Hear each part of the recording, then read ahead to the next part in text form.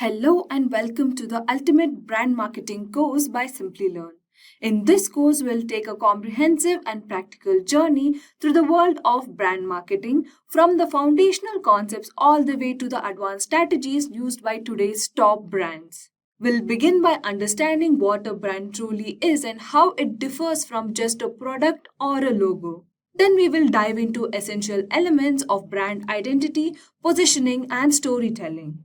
You will explore how to build emotional connections with your audience and create a consistent brand voice across channels. As we move forward, we will learn how to develop and execute brand campaigns, measure brand equity, and navigate the digital landscapes to grow brand presence.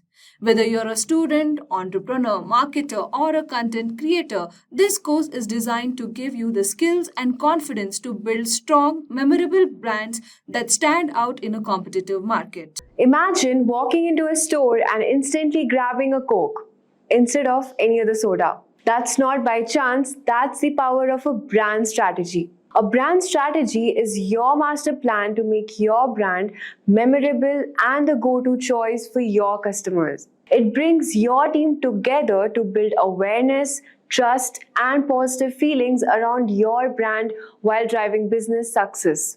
Building a brand is just like crafting a masterpiece. It's a team effort involving every department, from marketing to customer service. It's also tricky to measure because it's more about feelings and perceptions. But with a clear strategy, you will have a roadmap to guide your efforts and track your progress. Hello everyone and welcome to another video from Simplilearn, where today we will discuss about brand building and brand strategies. We will see why do you need a brand strategy, its importance, how to build a brand strategy, and some best practices for a successful brand building. So, why is brand building and brand strategy important? First of all, it ensures consistency. A brand strategy makes sure your message, tone, and style are the same everywhere. Whether it's on social media, in ads, or during customer interactions, this consistency builds trust and helps customers instantly recognize your brand. Secondly, it brings team together. With a brand strategy, everyone in your company knows the shared goals they are working towards. Whether it's marketing, design, or customer support, they all contribute to the same bigger picture, making your brand stronger and more unified. Thirdly, it also tracks success. A clear brand strategy sets measurable goals, helping you see what's working and what isn't. This makes it easier and improve your efforts. Stay on the track and achieve long-term success. Now let's talk about how can you build a brand strategy. Think of this as a step-by-step guide to creating a brand that stands out and connects with your audience. I'll explain you each step with examples so that you can see how it works in real world. First of all, define your brand. This is the foundation for everything. Your brand is not just your logo or name, it's the personality and vibe that people associate with your business. This includes brand personality. Picture your brand as a person. Are they fun or quirky like Netflix, or serious and trustworthy like a law firm? For example, Harley-Davidson has rugged, rebellious personality that appeals to adventure seekers, while Dove focuses on being gentle and empowering, resonating with people who value authenticity and care. Let's talk about the brand voice. How does your brand really talk? This includes the tone, grammar, and word choice in your communication. For instance, Wendy's Twitter account is famously witty and casual, which makes them relatable and fun. Compare this to Microsoft, which uses a more professional tone to align with their tech-savvy audiences. Now let's talk about brand identity. This is what people visually associate with you. Your logo, colors, and design style. Think of McDonald's golden arches or Apple's sleek and minimalist design. These visual elements make their brands instantly recognizable even without words. Then we have brand values. What does your brand stand for? Your brand values are the principles and ethics that guide everything you do. They are what customers trust and connect with you. For example, Nike stands for empowerment and perseverance. Their brand values are reflected in their famous slogan, "Just do it," and their campaigns often highlight athletes overcoming challenges. This commitment to motivation and inclusivity makes their brand values clear and relatable. Next step is establish your brand purpose. Your brand purpose is your why. Why does your business exist beyond making money? For example, Tesla's purpose is to accelerate the world's transition to sustainable energy. This purpose isn't just a tagline, it guides their product development, marketing, and even their customer service. When you're clear about your purpose, it's easier to make decisions and align with your brand's mission. If you're not sure about your purpose, think back to why you started your business. What gap are you trying to fill? What problem were you solving? Answering all these questions will help you define your purpose. Once your purpose is clear, create a visual identity. Your visuals are like your brand's outfit. They should make your brand stand out and reflect your personality. For instance, Coca-Cola's red and white logo is iconic. It conveys energy, passion, and fun, all of which match their brand personality. On the other hand, Google's simple, colorful logo reflects their playful and innovative spirit. Take a moment to evaluate your visual. Does your logo, color palette, and design style match the message you want to send? If not, it might be a time for a refresh. Next, we have identifying your target audience. Here's a big one. Who are you talking to? Your brand can't be everything to everyone. For example, Nike focuses on athletes and fitness enthusiasts. Everything they do, from their ads to their products, speaks directly to the audiences. Meanwhile, Lego appeals to both kids and adults who loves creativity and building. Start by asking who needs your product or service. What are their pain points? What do they value? Once you know your audience, you can tailor your messaging to connect with them on a deeper level. After that, perform a competitor analysis. You're not the only player in your space, so it's important to understand what your competitors are doing. For example, Netflix gained an edge over traditional TV networks by offering on-demand streaming and original content. They found a gap in the market and capitalized on it. Ask yourself, what are your competitors doing well? Where are their weaknesses? How can you position your brand to stand out? This analysis will help you identify opportunities to differentiate yourself and attract your audience. And the next step is to determine your brand objective. Set clear goals for your brand strategy. These could include increasing brand awareness, improving customer loyalty, or boosting conversions. For example, Starbucks focuses on building loyalty through their reward programs. By setting this as a goal, they have created an experience that keeps customers coming back. Having specific objectives give you a roadmap to follow and help you measure your success. And finally, stay flexible and adapt. Here's the thing, trends change and so do the customer needs. Your brand strategy needs to evolve too.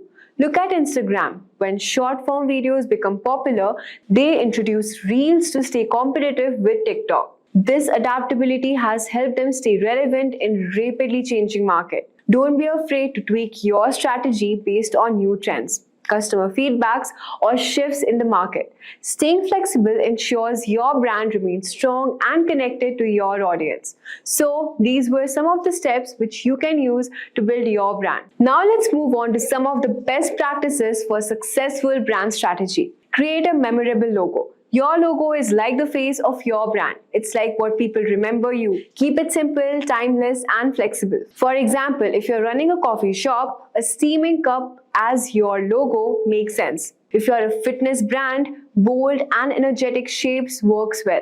Make sure your logo reflects your brand values and works across different platforms, from social media to packaging. Second is design products that stand out. The design of your product is just as important as the product itself. Adding a unique touch can make it unforgettable.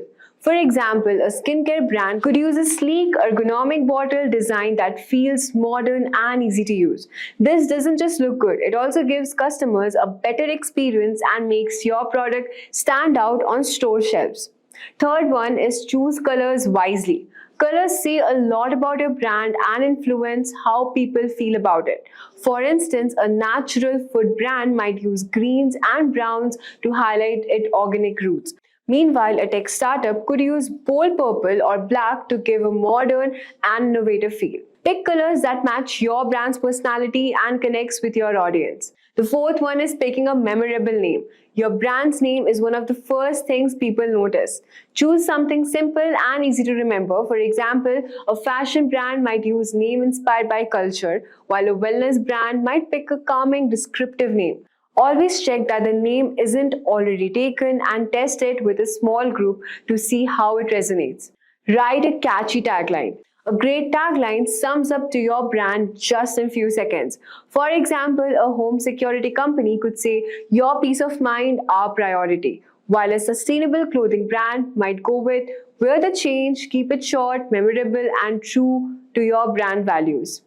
Develop a clear brand tone.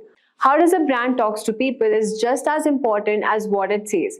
Your tone should match with your personality. A tech company might sound confident and futuristic, while a bakery could feel warm and welcoming. Use the same tone everywhere, social media, emails, and so people instantly recognize your brand. Write a mission statement.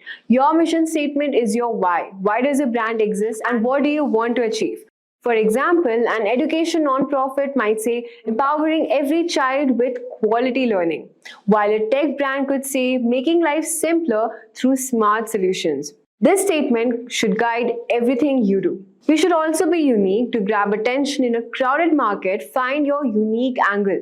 A travel brand let customers explore destinations through virtual tours, while a beauty brand could stand out with a reliable packaging. Your originality should reflect what your brand stands out and what makes it so special. And the last one is stay consistent everywhere. Consistency builds trust and makes your brand memorable. So whether it's your ads, website, or customer service, your brand should look and feel the same everywhere. Create a brand guide with details about your logo, colors, fonts, and tone so as your team can keep everything cohesive. Finally, let's talk about the 3 A's of brand building. The 3 A's of brand building are awareness, association, and advocacy, are essential for building a strong and memorable brand.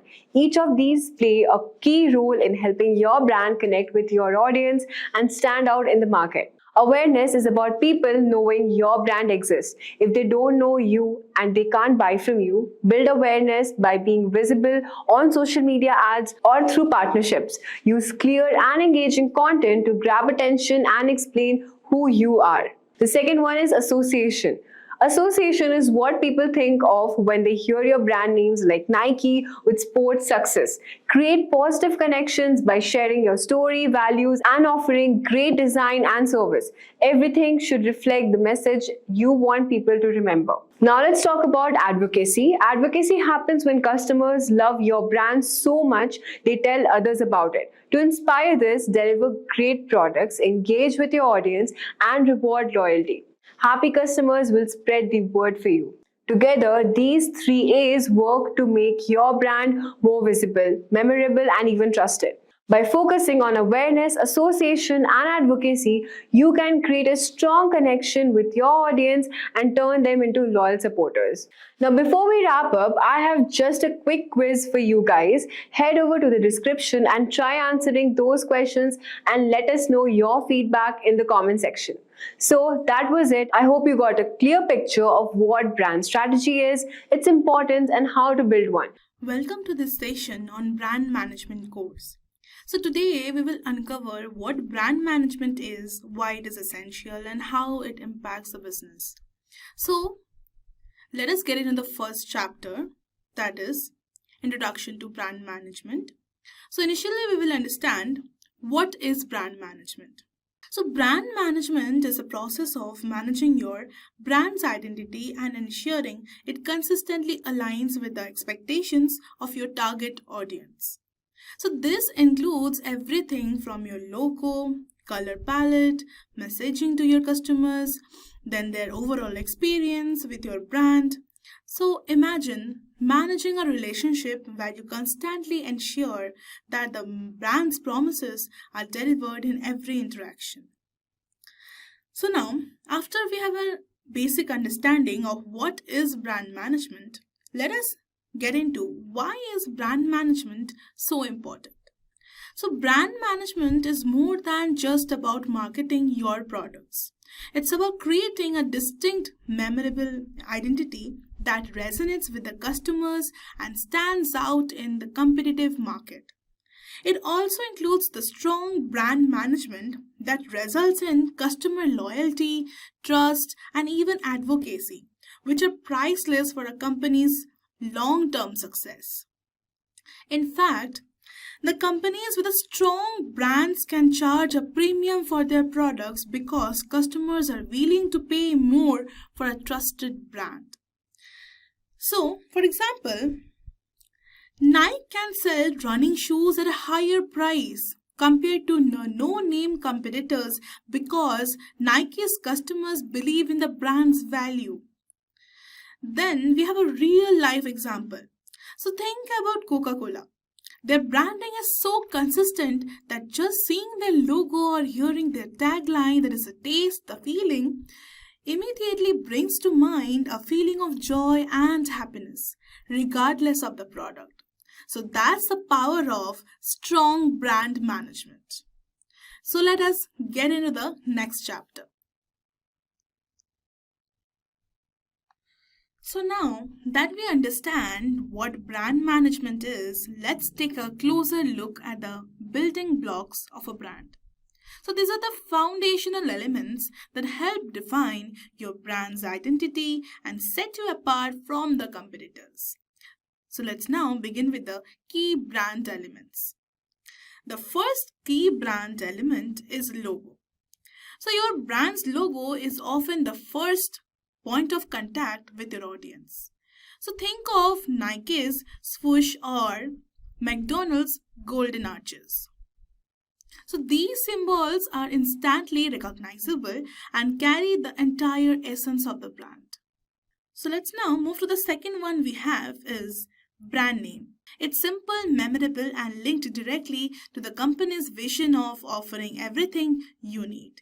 A name like Amazon evokes a sense of vastness and variety. So move to the third one we have is tagline. So tagline that resonates with emotions and establishes a connection with the audience is a perfect tagline. For example, McDonald's "I am loving it" is a perfect example of a next level tagline. So let's now move to the fourth one we have is color palette. So colors are emotionally charged and should be selected carefully to reflect your brand's values. For example, Starbucks uses green to represent freshness, relaxation, and environmental consciousness. So, after we have a basic understanding of a key brand element, let's now move on to how these elements actually shape a brand's identity. So, brand's elements such as the logo, name, tagline, color palette, and typography play crucial roles in shaping how a brand is perceived and how it connects with its audience. So, let's break it down. For example, we have the first one as logo. So, what is it actually? So, the logo is a visual symbol that represents the brand. It's often the first thing people notice about a brand, so it carries significant weight in the brand identity. So, let's now get into the impact it creates. So, the logo helps customers immediately recognize a brand and recall its values or personality. For example, we have Nike's swoosh is associated with the movement, performance, and athleticism, instantly evoking ideas of action and motivation. So logos are very simple yet powerful representation of what the brand stands for actually. For example, think about McDonald's golden arches. So the logo is not just a symbol, it represents the convenience, warmth, and the family-friendly fun. Let's now move on to the second one we have, that is the name. So what is it?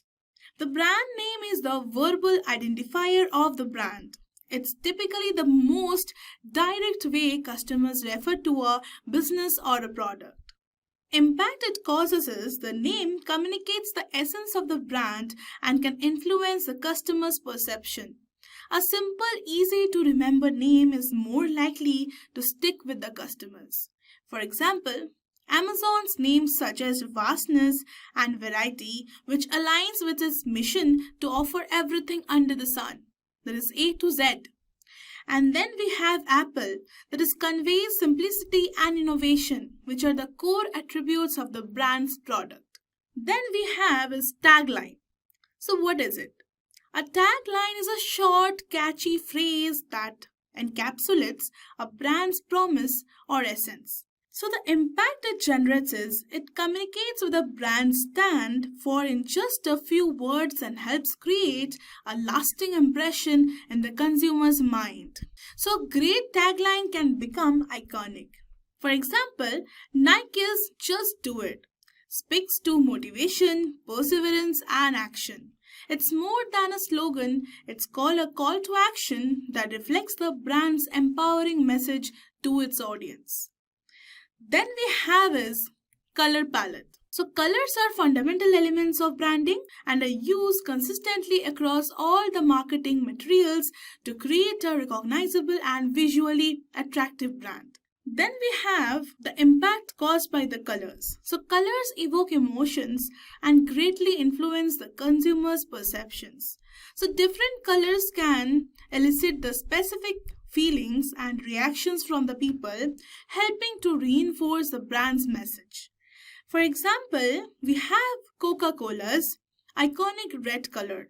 Is not just eye-catching, it's associated with excitement, joy, and celebration. It taps into customers' emotions, making them feel happy and energized. Similarly, Starbucks' green color conveys feelings of relaxation, trust, and sustainability. So let's now move on to the next. We have typography. So typography refers to the style and the arrangement of the text used in the brand's visual communications. So the impact it generates is the font choice impacts the tone and the mood of the brand's message. So it can give a brand a modern, classic, playful, or a professional vibe. For example, Coca-Cola's cursive creates a nostalgic and friendly feeling, whereas Rolex sleek and elegant serif font conveys luxury and prestige. So let's now move on to understand how does the tone of the voice influence the customer's perception.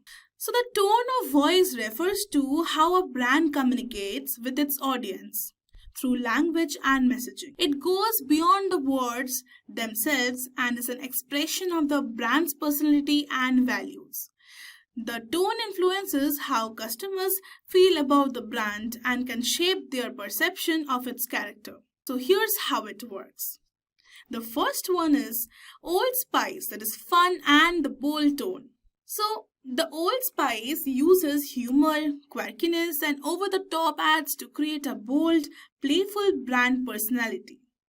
So the humorous and the exaggerated tone of the voice makes Old Spice memorable and stands out in the often serious world of men's grooming products.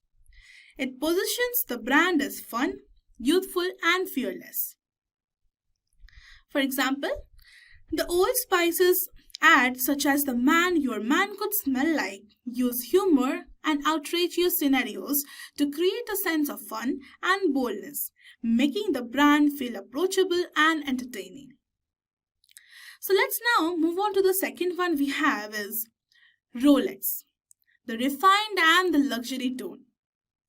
So Rolex uses a more reserved, refined and luxurious tone in its communication. The language used is sophisticated and elegant, appealing to the customers who value exclusivity and prestige. So the impact it generates is the tone reinforces the brand's image of high status and luxury. It positions Rolex as a symbol of achievement, wealth, and sophistication, targeting the affluent customers who associate the brand with success. For example, Rolex ads focus on craftsmanship, timelessness, and prestige, using refined language and imagery to emphasize the brand's commitment to quality and exclusivity.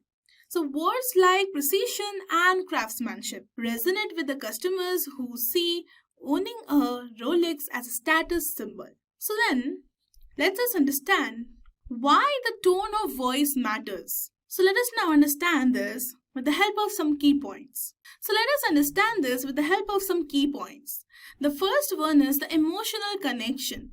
So the tone helps forge an emotional connection between the brand and its audience. For instance, Ike's friendly and approachable tone makes it relatable and inviting, while BMW's tone conveys a sense of premium quality and driving excitement. So then we have consistency. So maintaining a consistent tone across all the communication is crucial. A brand's tone should reflect its core values and personality consistently across all the touch points. So whether it's on social media, advertisement, or customer service interactions. Then we have brand perception. So the tone of the voice influences how the brand is perceived by the target audience. A funny casual tone might appeal to the younger generations, while a formal and authoritative tone might resonate with a more matured or a professional audience. So let's now understand this with the help of some real life examples. Consider Nike and its "Just Do It" slogan. The tone here is motivational, encouraging action and perseverance. So this tone aligned with Nike's brand as a promoter of the athletic performance and achievement. The brand's language, so whether in ads or social media posts, continues to inspire customers to push through their limits. On the other hand, Apple uses a tone that is simple, aspirational and elegant. Their messaging is often minimalistic, focusing on the beauty and the innovation of their products. The tone reflects the brand's commitment to the clean design and the cutting-edge technology. So let us now move on to the next chapter. Welcome back, guys, to this next chapter. So let's kick things off by talking about types of brand management. So the first one we have is corporate branding. So corporate branding is all about shaping the identity of the entire company, not just one product or service. So think of it as a big umbrella that covers everything under a single brand. For example, we have as Virgin is a fantastic example of corporate branding. So whether you're flying with the Virgin Airlines, using Virgin Mobile, or even taking a trip to the space with the Virgin Galactic, the overarching brand message is the same: adventurous, bold, and fun. The Virgin brand conveys these values across all its services and business, which means no matter what you're experiencing, you know you're getting the same spirit of innovation and excitement. The benefit here is that everything the company does is linked to one big, consistent image. It helps build trust because customers know that they can expect the same experience no matter which part of the company they are dealing with. So let's now move on to the next one, that is product branding. So now let's talk about this. So product branding is when a company creates distinct brands for different products even though they all fall under the same company umbrella. The goal is to make each product feel like its own identity, appealing to the different group of customers. For example, take Coca-Cola. They have created separate brands for products like Coca-Cola Classic, Diet Coke, and Coca-Cola Zero. Even though all these drinks come from the same parent company, each one has its own branding and targets a different group. So Coca-Cola Classic is for the people who love the original taste. So Diet Coke appeals to those looking for a low-calorie option. So Coca-Cola Zero targets those who want zero sugar but still crave the taste of Coke. It's all about appealing to specific tastes and needs while still keeping everything under the Coca-Cola umbrella. So next up we have got another one, that is service branding. So this one's a bit different because instead of focusing on a physical product, you are branding the experience itself. So, service branding is all about how a customer feels when they interact with your company. For example, we have Airbnb, and it is a perfect example for service branding. So, Airbnb is not just about booking a place to stay, it's about the feeling of belonging anywhere in the world. So, whether you're staying in a chic apartment in Paris or a cozy cabin in the woods, Airbnb's brand is all about creating memorable, personal experience that make you feel at home wherever you go. So, it's not just a service, it's an experience that connects emotionally with the customers. So, then we will move on to the next one, that is something a little more personal, that is personal branding. So this is all about you as a person building your own brand. It's how you present yourself to the world, especially if you are in a public facing role or an entrepreneur. Then we have a perfect example. Oprah Winfrey is a perfect example of a personal branding done right.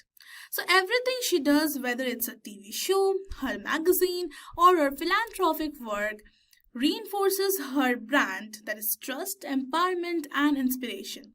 She's built a personal brand around helping others live their best lives, and everything she touches reflects their core values. So when you build a personal brand, you are really shaping how people perceive you and what you stand for. And just like any brand, consistency is always the key. Oprah didn't just become a household name overnight. She worked on building and maintaining that image for years, and it's all about staying true to your message. Now let's talk about employer branding. So employer branding is all about how your company is viewed as a place of work. It's not just about attracting customers, it's about attracting the best employees. So look at Google. Their employer brand is so strong that people are constantly trying to work there. They have built a reputation as an innovative, creative, and a fun workplace. Perks like flexible work hours, free meals, and a culture of creativity are all a part of Google's employer branding. So, by cultivating a work environment that reflects their values, they attract people who are passionate about technology and innovation and who want to be a part of their company that values collaboration and creativity.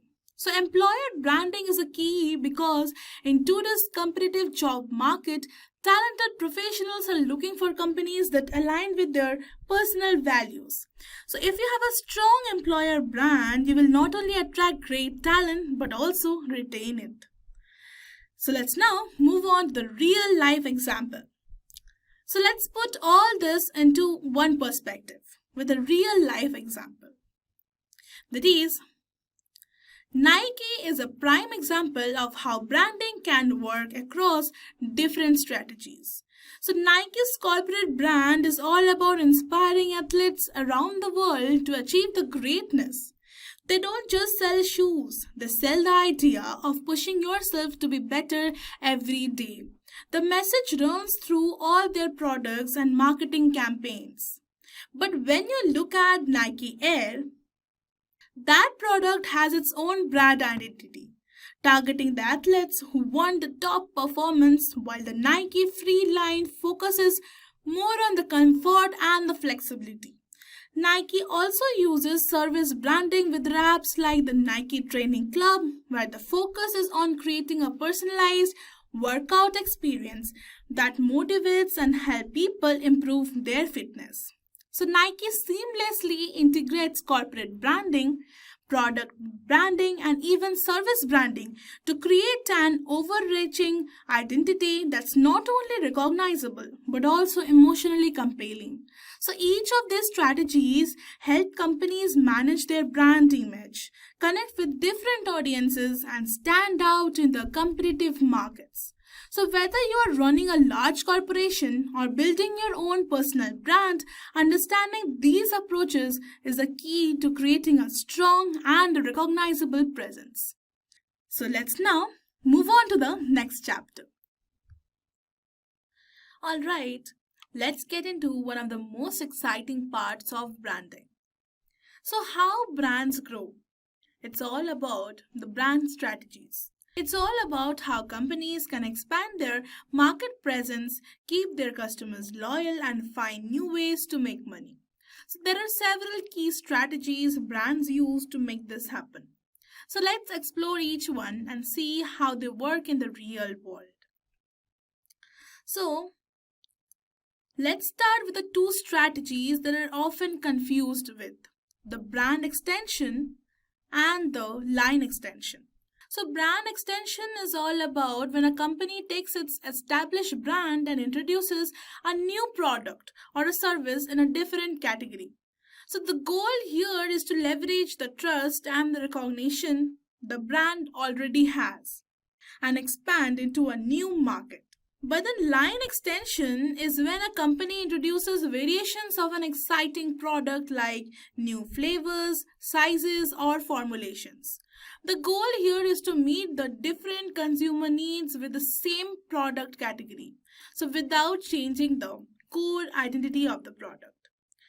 So then again coming back to brand extension, how that works. So take Apple for example. So they started with computers and then over time they expanded their brand to include smartphones, tablets and wearables like the Apple smartwatch. When Apple launched the iPhone, they didn't need to start from the scratch. Their brand was already associated with quality, design and innovation. So when people saw Apple releasing new products, they trusted that the same quality would carry over. But then coming back to line extension, we will take the example of Coca-Cola.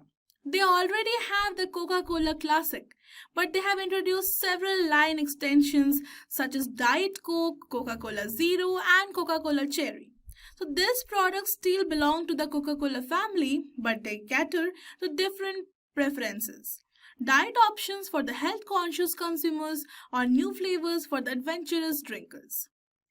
So then coming back to the brand extension, why it works. So brand extension works because it taps into the brand's existing customer base and builds on their trust. So the customer already trusts Apple's design and performance. So they are more likely to try out their new products like the iPhone or the Apple Watch. So essentially the brand gets to expand new markets without needing to start from the scratch with a new brand. Then coming back to the line extension we have that helps companies retain and attract more customers by giving them more choices within the same product category. So if a customer loves Coca-Cola but wants a sugar-free option, they can choose the Coca-Cola Zero without leaving the brand.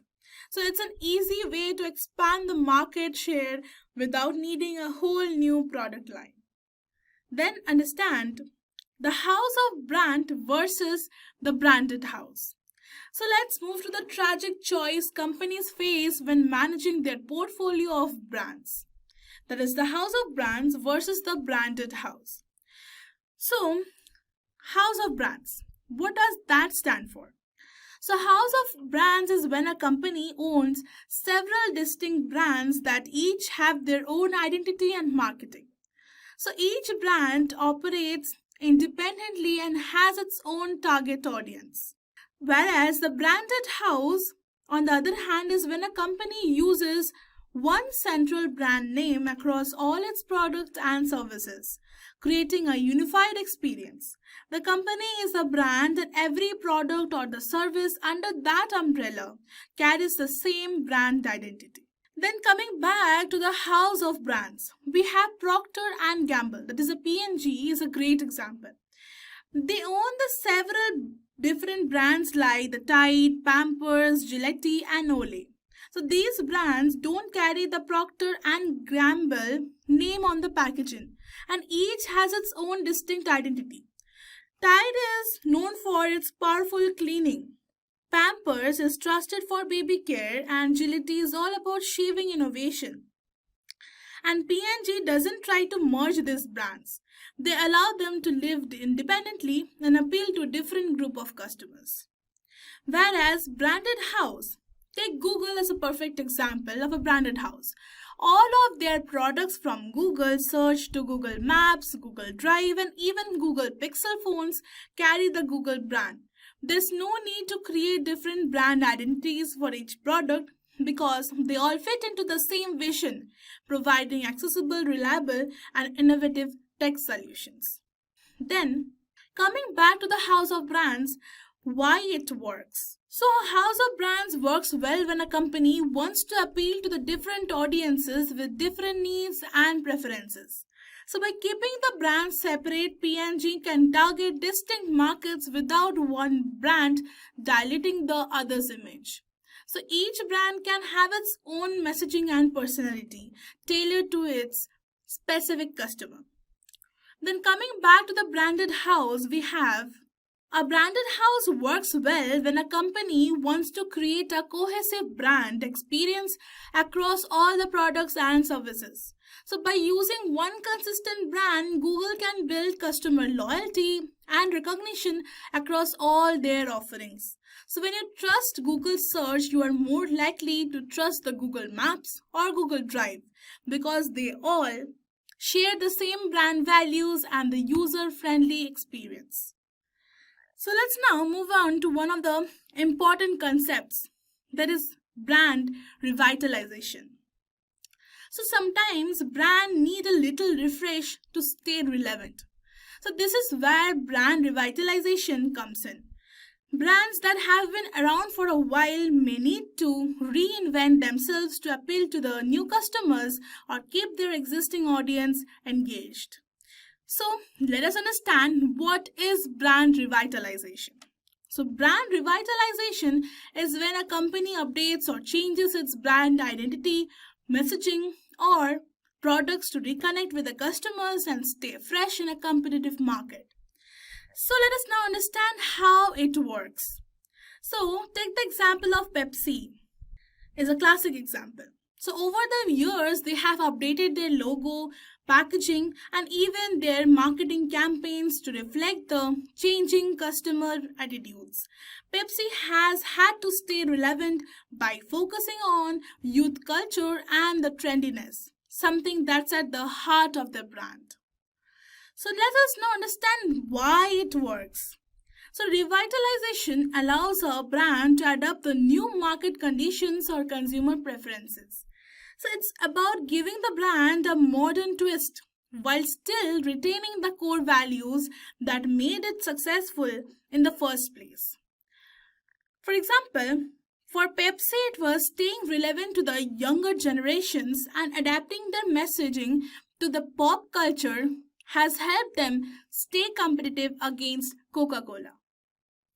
So let us now understand another concept, that is niche branding.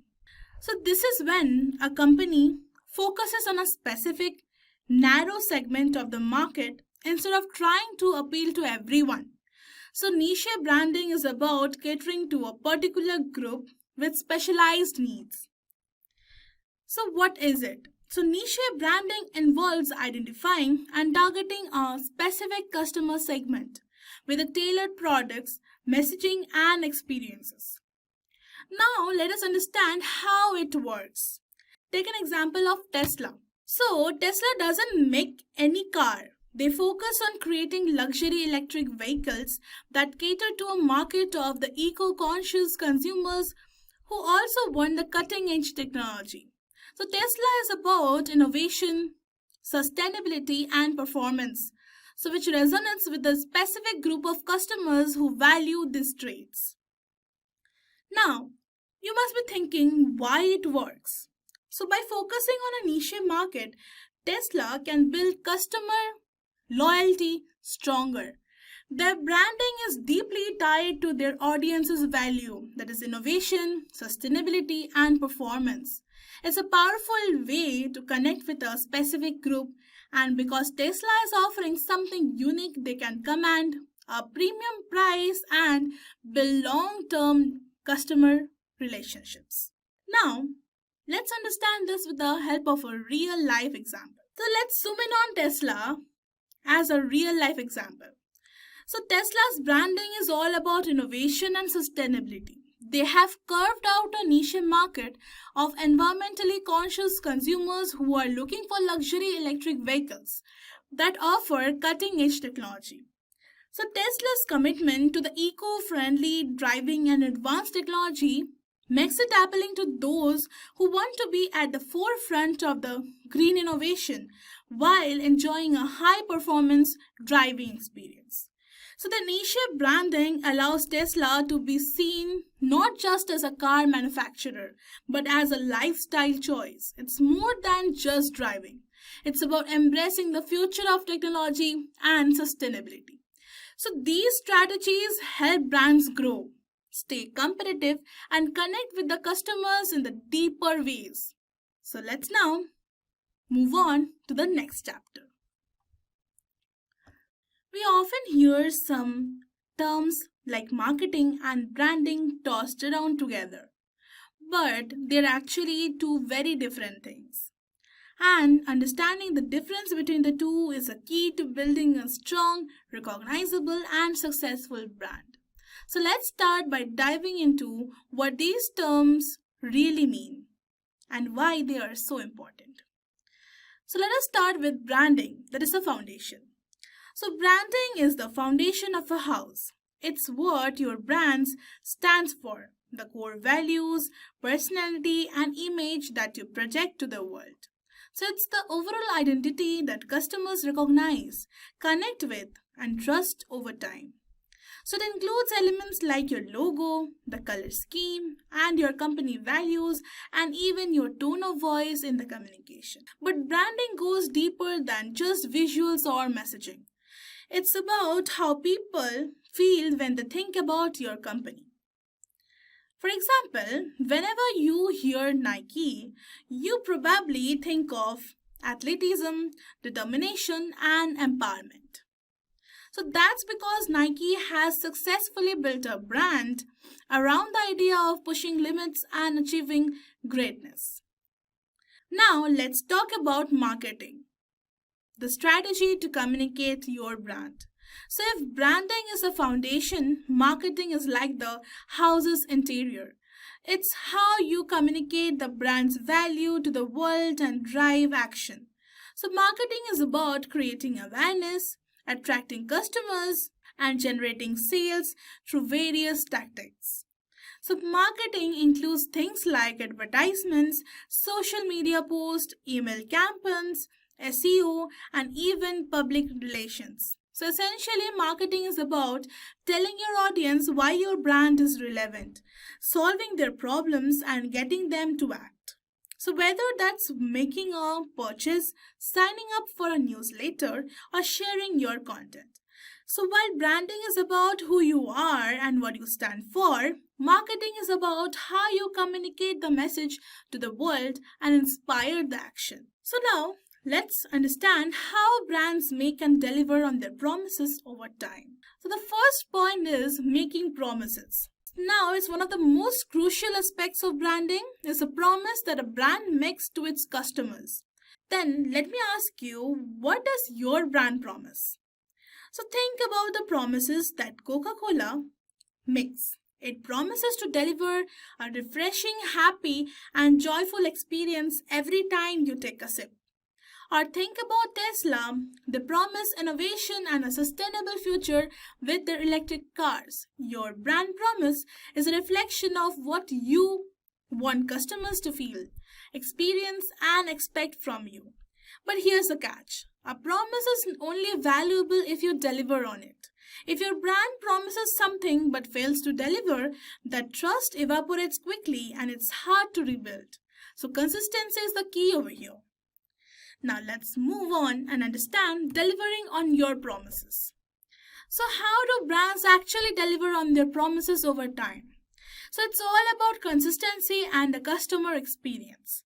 A brand needs to be consistent across all the touch points, whether it's online, in store, or in customer service. So every interaction should reinforce what the brand stands for. For instance, Apple has built its brand on innovation, simplicity, and premium quality. So from the design of their products to the retail stores and customer service, everything they do reflects these values. So if you walk into an Apple store, You are greeted with a clean, sleek, modern environment. The customer service is always top notch, making you feel like a valued customer.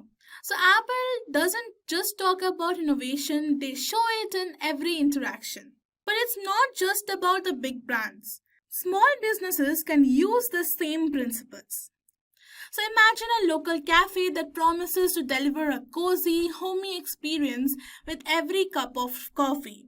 The barista knows your name, the decor is warm and inviting, and the smell of fresh coffee fills the air.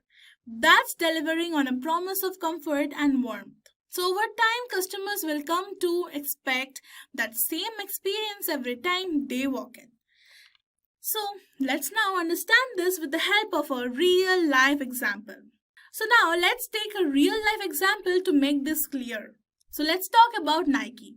So Nike's brand promise is all about inspiring the athletes to reach their full potential, no matter who they are. Their iconic slogan, "Just Do It," reflects this bold, empowering message. So Nike delivers on its promises through high-performance products, impactful marketing, and the athletes' sponsorships. Their products are designed to enhance the physical performance and inspire the empowerment. Now, Nike creates an emotional connection, making you feel capable of achieving more when wearing their gear. So, marketing campaigns feature both professional athletes and everyday people, highlighting Nike's role in helping them perform at their best. So, Nike has built trust over time by constantly delivering on its promise through quality products, campaigns, and sponsorships. So, let's now move on and understand how brands build the trust and loyalty. So consistency plus value is always equal to loyalty. So think about it. When brands consistently deliver on their promises, they build trust. And trust is crucial to customer loyalty. So if a brand promises one thing but the experience doesn't live up to their expectations, customers will look elsewhere. So for example, take Starbucks. Starbucks promises a consistent high quality coffee experience every time you walk into one of these stores. So consistency builds trust. So when a brand delivers the same experience consistently, whether it's the taste of the coffee or the ambience of a store, customers know what to expect.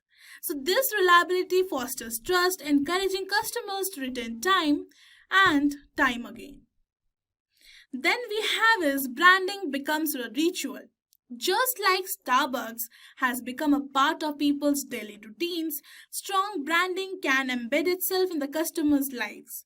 The more a brand is integrated into their day-to-day, the stronger its connection with them. Then we have creating a real value. So customers stay loyal to the brands that provide genuine value. So whether it's through high quality products or the exceptional customer service or reliability, brands that prioritize the customer experience foster stronger relationships and ensure the long-term retention. Then we have is branding is an ongoing process. So successful branding is not a one-time event, but a continuous effort. A brand must consistently meet the customer expectations, adapt to the changing needs, and deliver value in every interaction to maintain its standing. Then we have is building customer loyalty. So trust and value go hand in hand in developing the lasting customer relationships. A brand that keeps delivering on its promises is more likely to foster the long-term loyalty, ensuring customers return over the years. Now as we have a basic understanding of how brands build trust and loyalty, let's now move on to the last chapter. So welcome back guys to this last chapter in brand management. So now let's talk about the role of a brand manager. So if you think about brand management as building and nurturing a brand, then the brand manager is the person who is in charge of making it all happen. We're the ones that oversee everything related to the brand, from its overall strategy to its daily activities. So what exactly does a brand manager do? The first one we have is he is creating and maintaining the brand's identity. So then the brand manager is responsible for making sure the brand's identity stays consistent across all the touch points. They are the guardian of the brand's image, tone of the voice, and messaging. Then now how it works. So this means ensuring that the brand's logo, color palette, font, and even the tone of the voice in communications are always in line with the brand's core identity. For example, Coca-Cola's cheerful tone, vibrant red color, and the nostalgic messaging are all consistent across their packaging, advertisements, and the digital channels. Now, the second one we have is developing brand strategy. The brand manager is responsible for developing the long-term strategies to grow the brand. So this involves setting clear goals, understanding the target market, and identifying the opportunities for the brand to expand or evolve. For example, if a brand is looking to target a younger audience, the brand manager might develop a campaign or a product offering tailored to this demographic. So Nike's Just Do It campaign is a great example. They consistently develop the strategies around empowering athletes of all kinds, from professionals to everyday people. Now we have is managing marketing campaigns. A big part of a brand manager's role is overseeing the marketing campaigns. They work closely with the marketing teams to ensure that the campaign aligns with the brand's message and goals. Now let us understand how it works. Think of it like the orchestrating a big event. The brand manager makes sure every aspect of the campaign, from the visuals to the messaging, fits within the brand's identity. For instance, when Apple launches a new iPhone, the campaign is tightly aligned with their values of simplicity, innovation, and elegance. Then we have customer research and feedback. So brand managers are constantly in touch with the customers, collecting feedback and researching the customer needs. So this helps them understand how the brand is being perceived and what customers are really looking for. So let us now understand how it works.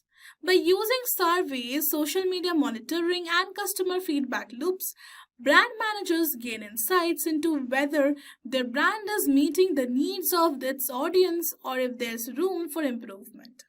A great example is how Starbucks listens to their customers' feedback to improve their products and create new experience, like introducing the seasonal drinks or the loyalty programs.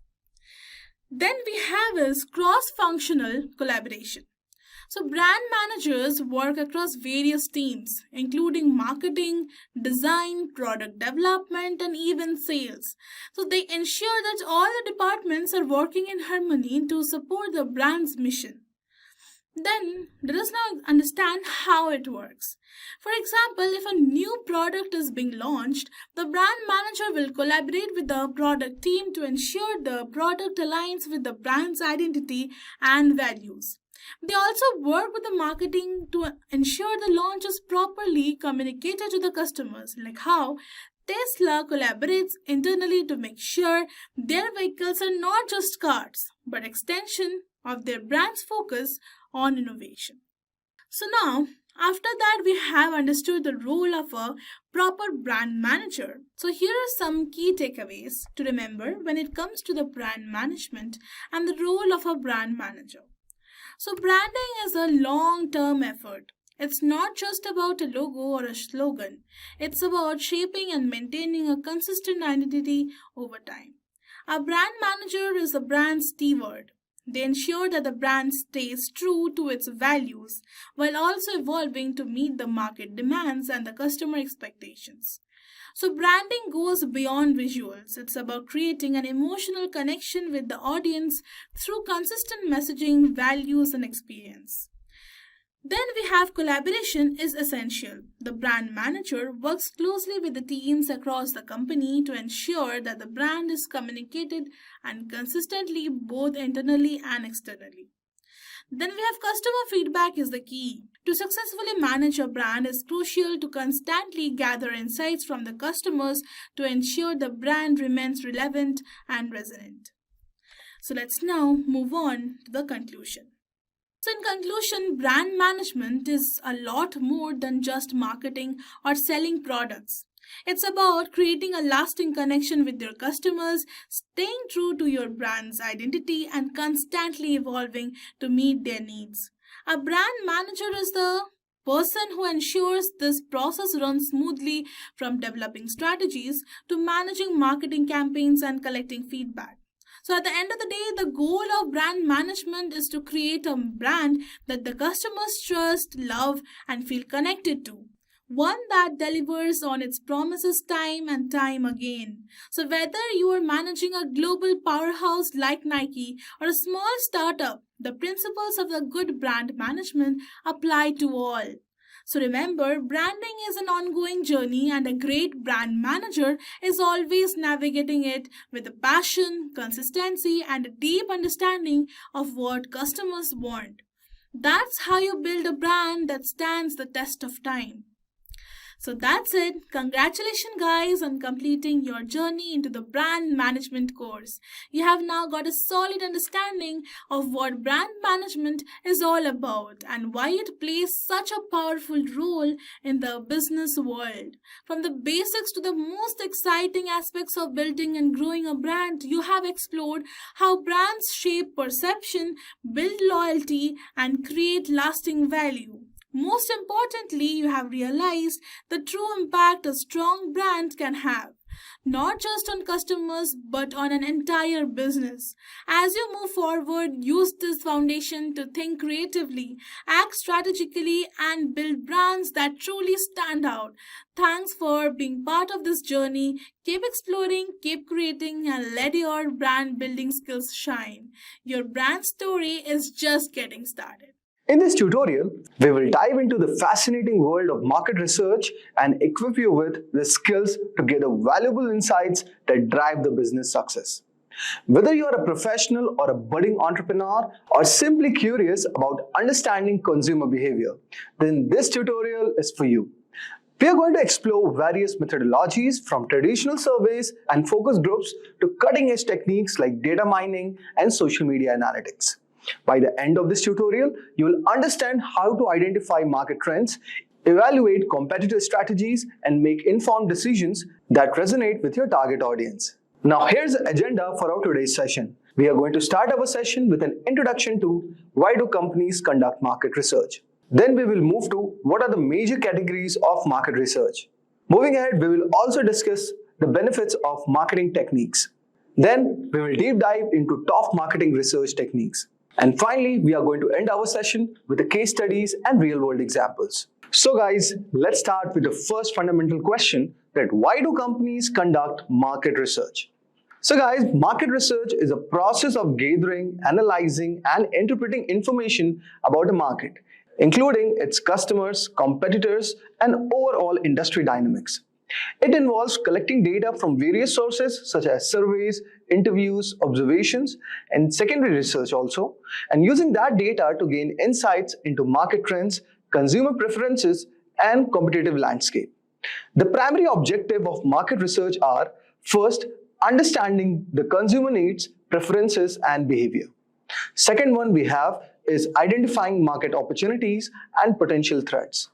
Third one we have is assessing the feasibility and viability of new product or services. Now let's move on and try to understand what are the major categories of market research. Here are top 4 major categories of market research. The first one that we have all over here is quantitative research. This category focuses on collecting numerical data from a large sample size to quantify consumer behaviors, preferences, and attitudes. It involves methods such as surveys, online polls, questionnaires, and experiments, which allows for statistical analysis and generalization of findings. Next one we have all over here is qualitative research. Qualitative research aims to gain deeper insights into consumer motivations, perceptions, and attitudes through non-numerical data collection methods. Techniques such as interviews, focus groups, Ethnographic studies and observations are commonly used to provide rich, descriptive insights into consumer behavior.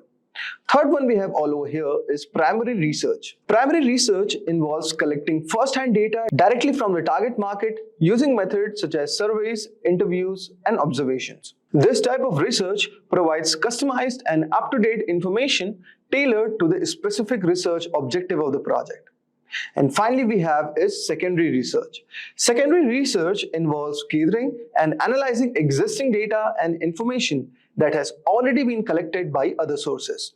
This can include industry reports, government publications, academic studies, market intelligence reports, and data from online databases. Secondary research is often used to supplement primary research findings, provide context, or validate research hypotheses. Now let's move on and try to understand what are the benefits of using marketing techniques. So guys, using market research techniques offer numerous benefits, including few of them are, the first one that we have all over here is understanding customer needs. Market research techniques allows businessmen to gain insights into customer preferences, behaviors, and needs. By understanding what drives their target audience, businesses can develop products and services that better meet customer expectations, leading to increased customer satisfaction and loyalty. Second one we have is identifying market opportunities. Through market research, businesses can identify new market trends, niches, and opportunities for growth. By analyzing market data and consumer insights, businesses can uncover unmet needs or underserved segments, which allows them to capitalize on emerging trends and gain a competitive edge. Third one we have all over here is informed market decision. Market research techniques provide valuable feedback that can be used to inform product development efforts. By gathering insights from customers through surveys, interviews, or focus groups, businesses can identify product features, functionalities, and improvements that align with customer preferences and market demands. Next one we have all over here is measuring ROI. Market research enables businesses to measure the effectiveness of their marketing initiatives, product launches, or strategic decision by tracking the key performance indicators or KPIs and also conducting post-campaign analysis. Businesses can evaluate their return on investment and identify areas for improvement or optimization. Overall, market research techniques provide businesses with valuable insights, enabling them to make data-driven decisions, stay ahead of market trends, and maintain a competitive edge in today's dynamic business environment. Now let's move on and discuss about top marketing research techniques. Here are some of the top 8 marketing techniques. The first one that we have all over here is surveys. If I talk about surveys, guys, surveys are a research method which are used to collect data from sample of individuals by asking them questions about their attitudes, behaviors, preferences, or opinions. Surveys can be conducted through various channels such as online questionnaires, phone interviews, face-to-face interviews, or mailed questionnaires. Second one we have all over here is focus groups. Focus groups are a qualitative research method that involves gathering a small group of individuals representing a target market to participate in a guided discussion led by a moderator. Focus groups provide insights into consumer perceptions, opinions, and attitudes through group interaction and discussion. Third one we have all over here is social media listening. Social media listening, also known as social media monitoring or social media listening, involves monitoring and analyzing conversations, mentions, and trends on social media platforms to understand consumer sentiment, preferences, and behavior. Social media listening allows businesses to track brand mentions, monitor competitor activities, identify emerging trends, and engage with customers in real time. Fourth one we have all over here is experimental research. Experimental research is a method which is used to establish cause and effect relationships between variables by manipulating one or more variables, observing the effects on another variable. Experimental research involves control experiments conducted in laboratory or real-world settings to test hypotheses and draw conclusions about the effects of interventions or treatments. Next one we have all over here is data mining. Guys, you would have heard about data mining. Data mining is the process of extracting patterns, trends, and insights from large data sets using various statistical, machine learning, and data analysis techniques. Data mining allows businesses to uncover valuable insights about consumer behavior, preferences, and trends hidden within large volumes of data. Next one we have is observation. Observation is a research method used to systematically observe and record behaviors, events, or phenomena in natural or controlled settings without direct interaction with participants. Observation allows researchers to gather data about participant actions, interactions, and behavior as they occur in real time. Next one we have is public domain data. Public domain data refers to the information that is freely available and not subject to copyright or other legal restrictions. Public domain data can include government publications, open access research articles, historical records, and other types of data that are accessible to the public without restrictions. Next one we have all over here is competitive analysis. Competitive analysis is the process of evaluating and analyzing the strengths and weaknesses of competitors with a specific industry or market. Competitive analysis involves gathering information about competitors' product, pricing strategies, marketing efforts, and market share to identify opportunities and threats and inform strategic decision making. So guys, I hope so you would have got an idea regarding what are the top 8 marketing techniques that you can apply for your business. Now let's move on and discuss a case study of Apple, where we are going to discover how their market research made one of the most successful product, which is known as iPod. So guys, in the early 2000s, Apple revolutionized the music industry with the introduction of iPod, a portable digital music player. Apple's success with the iPod can be attributed in part to its meticulous market research and understanding of consumer needs. Before developing the iPod, Apple conducted extensive market research to identify opportunities in the digital music market. They recognized the consumers were frustrated with the existing MP3 players, which were often bulky and had limited storage capacity, and were difficult to use also. Additionally, Apple identified a growing demand for digital music downloads and recognized the potential for a device that seamlessly integrated hardware, software, and content. Apple's market research guided the design and development of the iPod, focusing on the key features that address the consumer pains, points, and preferences. These features include a sleek, portable design, a user-friendly interface with the iconic click wheel, and significant storage capacity to hold thousands of songs. Additionally, Apple partnered with the record labels to secure licensing agreements for its iTunes Music Store, offering consumers a convenient and a legal way to purchase and download digital music. The iPod was launched in October 2001 to a widespread acclaim, quickly becoming a cultural phenomenon and transforming Apple into a dominant player in the digital music industry. Apple's market research-driven approach enabled them to create a product that resonated with the customers, driving significant demand and establishing the iPod as a market leader in the portable music players for years to come. This case study highlights the importance of market research in understanding consumer needs, identifying market opportunities, and guiding product development efforts. By conducting thorough market research, companies like Apple can develop products that meet consumer demands and achieve commercial success in the competitive markets. In today's video, we're going to talk about social media marketing. For those people that are not really familiar with what social media can do for you and for your business, this is the course that you want to watch. So we're going to talk about what it is, what you need to know, where is social media going, how do you develop your own social media strategy, and we will also do a quick rundown of the most important social media channels. But before we start, let me introduce myself. I am Mark Kempman. I am your digital navigator for this video. And if you like today's video, why don't you like the video by clicking below? And also, if you want to subscribe to our channel, click on the subscribe button below. We would love you to be part of our community. So let's get started. Are you ready for this? Let's check out the topics that we will be discussing in a bit more detail.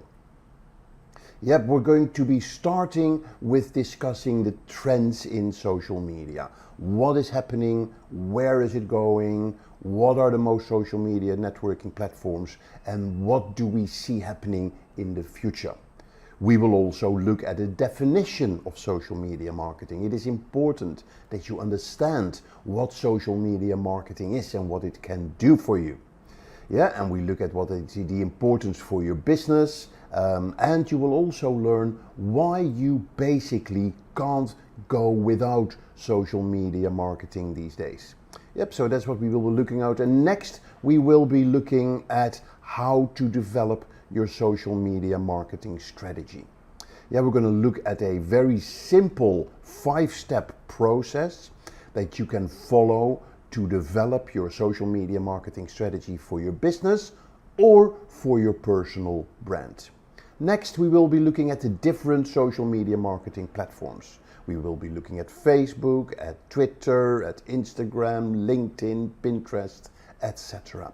And we're going to look at where are they, what people are using the platforms, and I'll maybe cover some of the cool features of the various social media platforms that you can use as a business. We will close this with looking at the pros and the cons of social media marketing.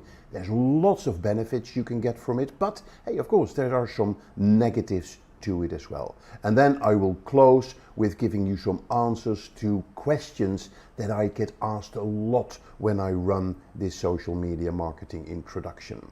So that will give you a full overview of what social media marketing is and how you can benefit from it for your own business, or when you are a freelancer, for your client's business, or for yourself as a social media expert, or any expert that you are positioning yourself as.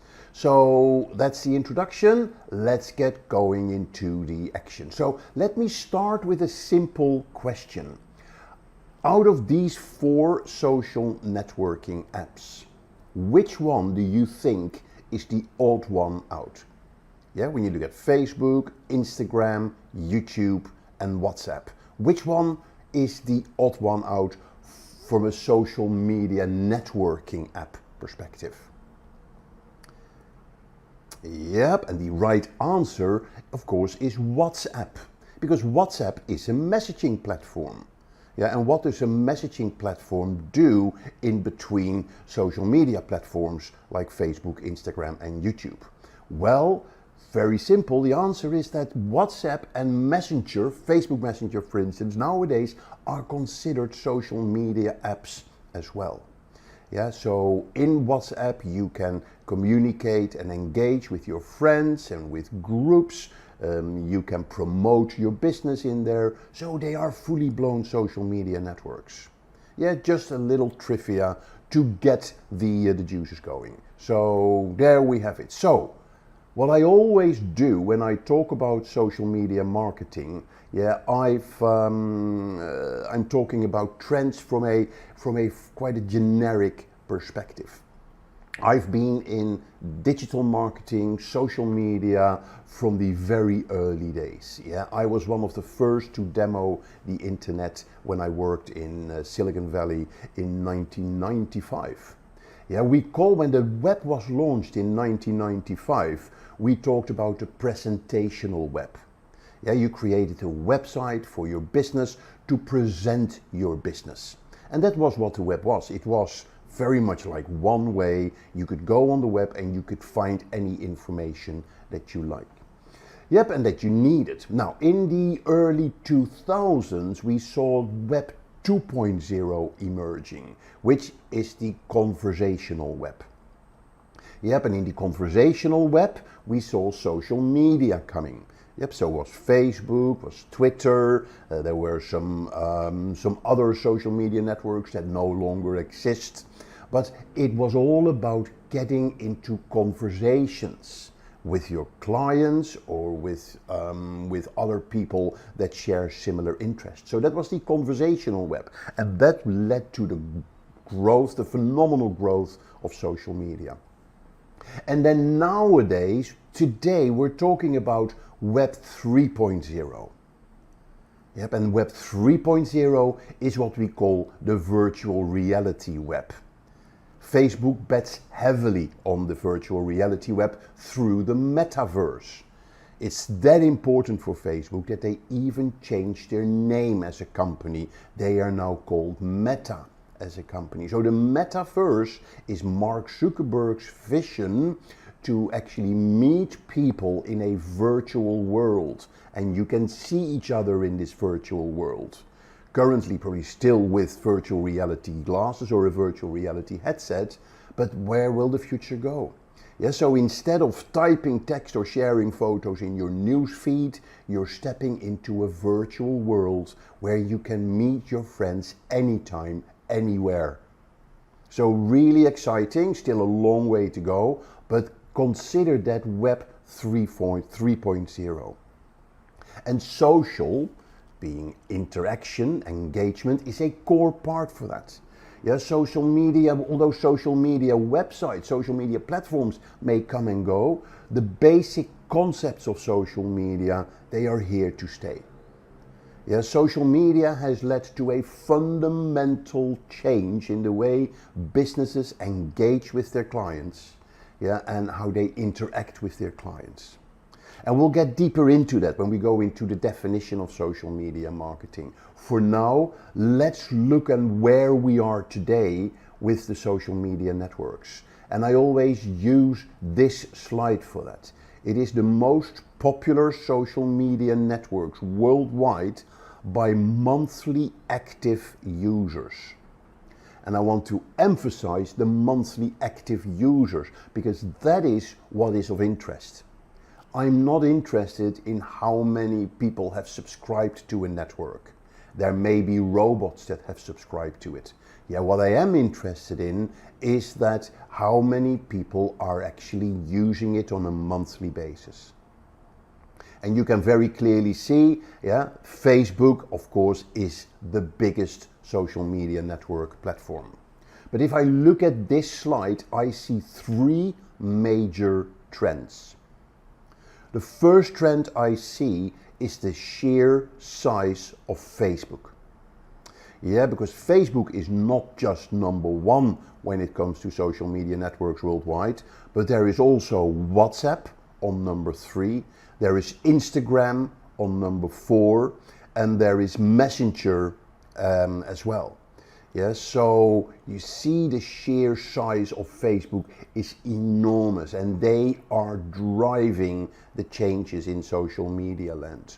Although some of the innovation may come from other social media networks, yeah, the big drive is from Facebook. The second trend that I see here is, if I look at number 2, which is YouTube. Yeah, to me that says video is one of the most important types of content being used in social media these days.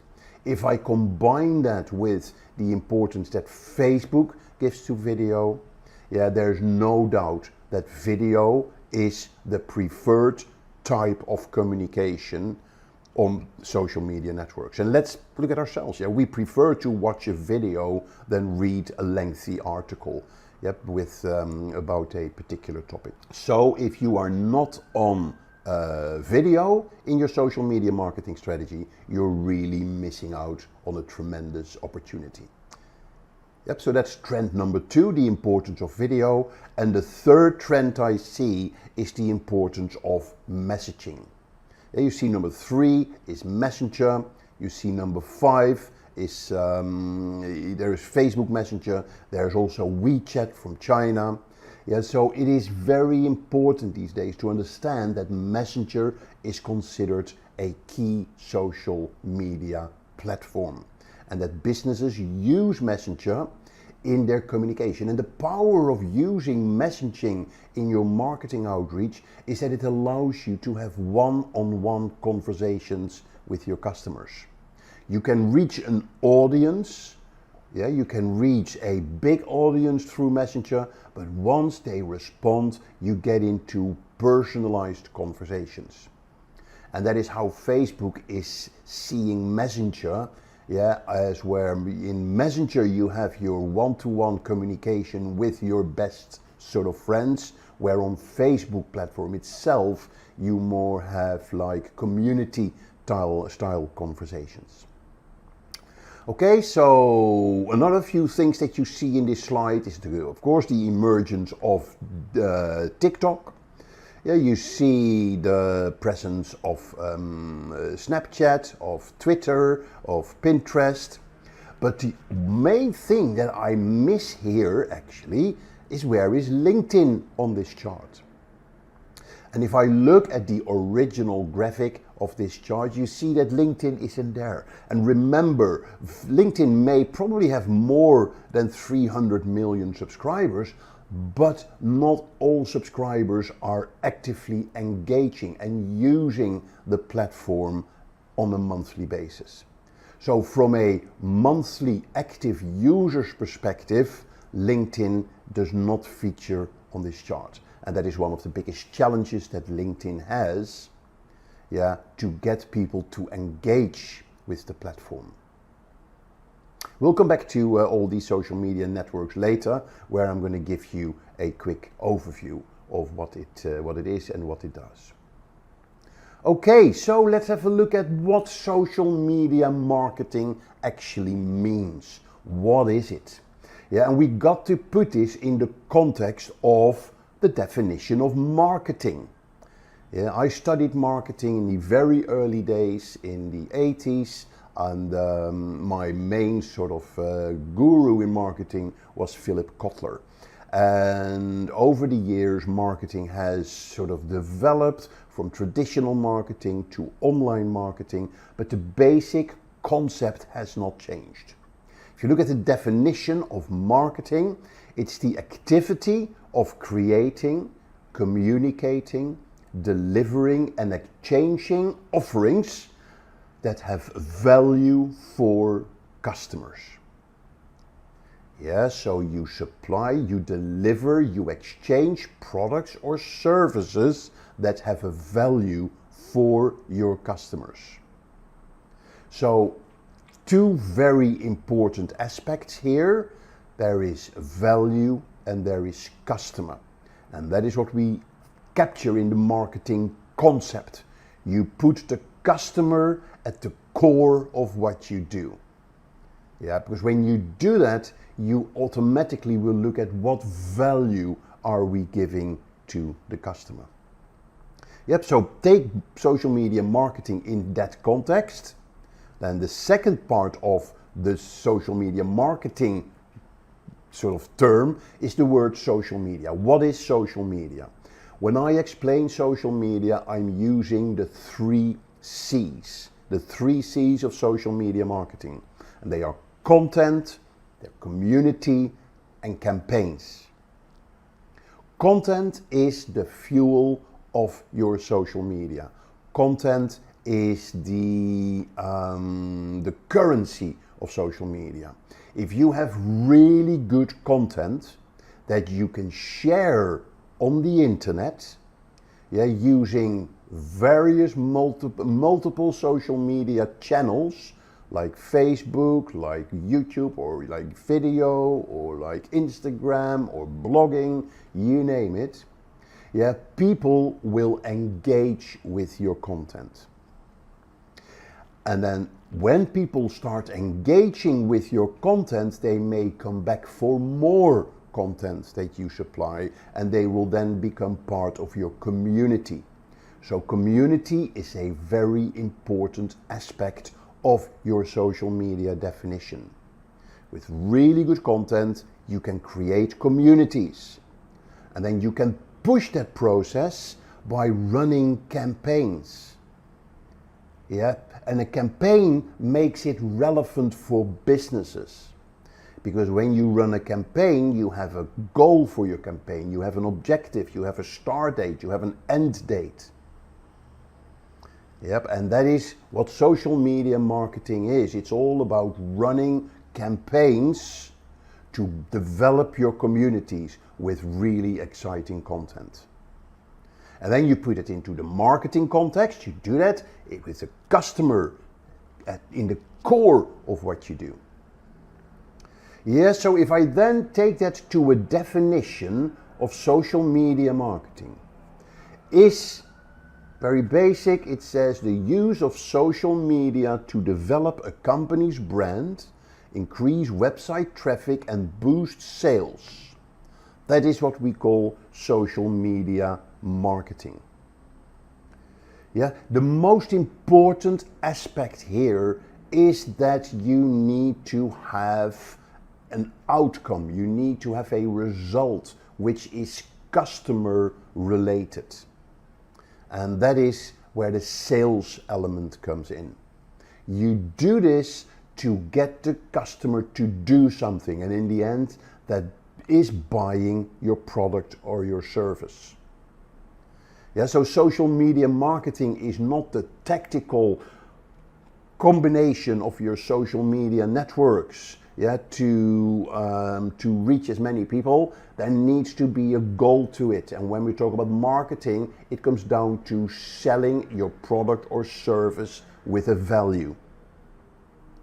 Yeah, so that is the kind of the call to action, as it were, that comes out of your social media marketing. So keep that in mind. Everything you do with your social media marketing in the end comes down to reaching your goals or achieving your objectives of developing your company's brand, increasing website traffic, or growing your sales. Now, a big benefit that you're getting these days in digital marketing and social media marketing is data, is intelligence, is knowledge. In the early days of marketing, the biggest problem has always been how to measure the success of your marketing campaigns. If I ran adverts in a magazine, how do I measure the effectiveness? If I do a PR campaign and they write about me in a newspaper, how do I measure the effectiveness of that? How can I track that when somebody buys a product, it actually is as a result of the PR campaign that I ran? So in the early pre-internet days, the only way to measure customer engagement, as it were through loyalty cards or credit cards. Yeah, with a loyalty card, you had some basic customer data. Through credit cards, you could track transactions. But it's very difficult to relate that to your marketing. Then the internet emerged. And all of a sudden, I could track traffic to my website. Yeah, I could see how many people visit my website. Are these people that visit my website for the first time? Are they returning visitors? What are the most popular pages that they see? How long do they stay on my website? And are they actually buying my products? Yeah, so that was a major advancement of marketing in the early 2000s. And then when social media emerged, it all of a sudden became possible to measure engagement. How many people are having conversations with us? I could even measure sentiments. Are people positive about my brand? Are they negative about my brands? I could track the effectiveness of my marketing campaigns. I could measure the effectiveness of my advertising campaigns that I ran online. So today's reality is that we can measure everything. We can measure clicks, we can measure transactions, we can measure engagements, we can measure return on investments. Yep, and we can now even take that a step further through artificial intelligence, that we can actually start making predictions how people may respond to campaigns that we're going to be running. So it's a very important aspect of your digital, your social media marketing. So as I mentioned earlier, social media is a completely new way for businesses to engage with their customers. Yeah, you can no longer go without it. It's a new channel to market. It is a new channel for engagement with your customers. It is a new channel to learn. It's a new channel to listen, to find out what's happening in the market. So it's there in every aspect of your business. And not only for the marketing department, it's there for the sales department, it's there for logistics, it's there for the customer service department, it's there for the HR department. Using social media for your recruitment is a very important element of social media marketing. Yes, so keep that in mind, that social media marketing is not a fad. It is there and it's there to stay, and it touches every aspect of your business. Now, to summarize this, there are 3 areas where social media has changed the way businesses operate. First of all, there is the connection. Social media is a new way to connect with your stakeholders. Yeah, and stakeholders in this case can be customers, they can be prospects, influencers, your own employees, using social media for internal, and not only on a local scale, this happens nowadays on a global scale. The internet allows you to sell locally to a global audience if you want to. Yeah, so you can cover the world. You can target specific audiences wherever they are.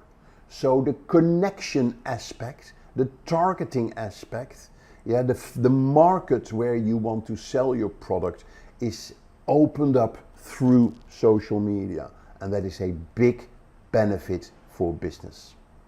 The second area where social media has changed businesses fundamentally is in the interaction side. It's not just about connecting with your stakeholders, you can also interact with them, and they can interact with you on their terms, on their preferred platform. And remember, in social media land, the customer is in the driving seat. If you're not interacting with them on their terms, you're going to miss the train. It's not about you don't liking Facebook or LinkedIn. Yeah, as long as your customers are on Facebook, you better be on Facebook, otherwise you're going to miss the boat. Yeah, because if you don't interact with them, they will move on to your competitors who are very likely engaging with them. Yep, so it's the connection aspect, it's the interaction aspect, and then the third part is the customer data aspect. All of this, yeah, what we talked about can be done, and you can track every aspect of your social media marketing at a customer level. And it gives you the key performance indicators like conversion ratios, sales ratios, customer satisfaction ratios, and ultimately return on investment. And there are tools nowadays that let you manage and track all these areas in one conglomerated system. Yeah, HubSpot is, for instance, a tool that you can use for that. And they integrate all your marketing and customer data and campaigns in one system that you can use for that. So now, having learned about these sort of fundamentals of social media marketing, let's now have a look at how do you put together your social media marketing strategy? How do you set it up? How do you develop it? Now, with my over 40 years of experience in marketing, digital marketing and social media, I developed a simple 5-step methodology to set your business or to set up yourself for social media. And it's called FLIRT. Yeah, and FLIRT is an acronym. FLIRT, the first letter, the F, is for focus. Yeah, and in the focus phase, what you do, you look at various things. The first thing you do in developing your social media marketing strategy is look at what is your niche. What market are you targeting? And the more you focus in your market, your targeting, your niche, the easier it will be to reach them. Yes, so it's very important that you focus on a very particular niche. Once you've identified that niche, you look at your positioning. Why should they buy from you? What is your unique value proposition? Remember the definition of marketing. Yeah, the value for your customer is key in this. and you put it in what we call a positioning statement. You also look at your customers. You create customer personas, where you look at your customers and you kind of map their interests, their pain points, the typical questions that they would ask, so you get a good understanding of your customers. Yeah, so you look at your niche, you look at your positioning, you look at your focus, you look at your customers. Yep, and then you're going to ask yourself, why am I going to use social media? Yeah, am I going to use it to build awareness? Am I going to use it to drive traffic to my website? Am I going to use it to generate sales? Am I going to use it to improve customer service? Am I going to use it to recruit new staff? Am I going to use it to communicate with my employees?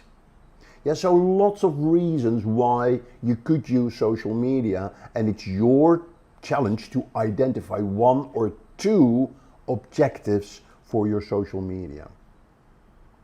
And then a very important aspect of your social media marketing strategy, even your overall digital marketing strategy, what are the keywords that you will be focusing on? In other words, what are the keywords that you want to be recognized for? Google wants to know, Facebook wants to know, LinkedIn wants to know, and it's all about repetition. The more often you use those keywords, the more those social media platforms and Google will associate you with those keywords. When people search for them, they will then show you higher up in the search results. We call this search engine optimization or search engine marketing. Yeah, so keywords is like a whole course in itself, but it's very important part of your social media marketing strategy in the focus phase. So that is the F for focus. Think about your niche, your positioning, who is your customers, why are you on social media, and what are your main keywords. The next is the L for listen. Listen is so important. Yeah, we tend to talk too much. Yeah, where social media can give you fantastic listening opportunities.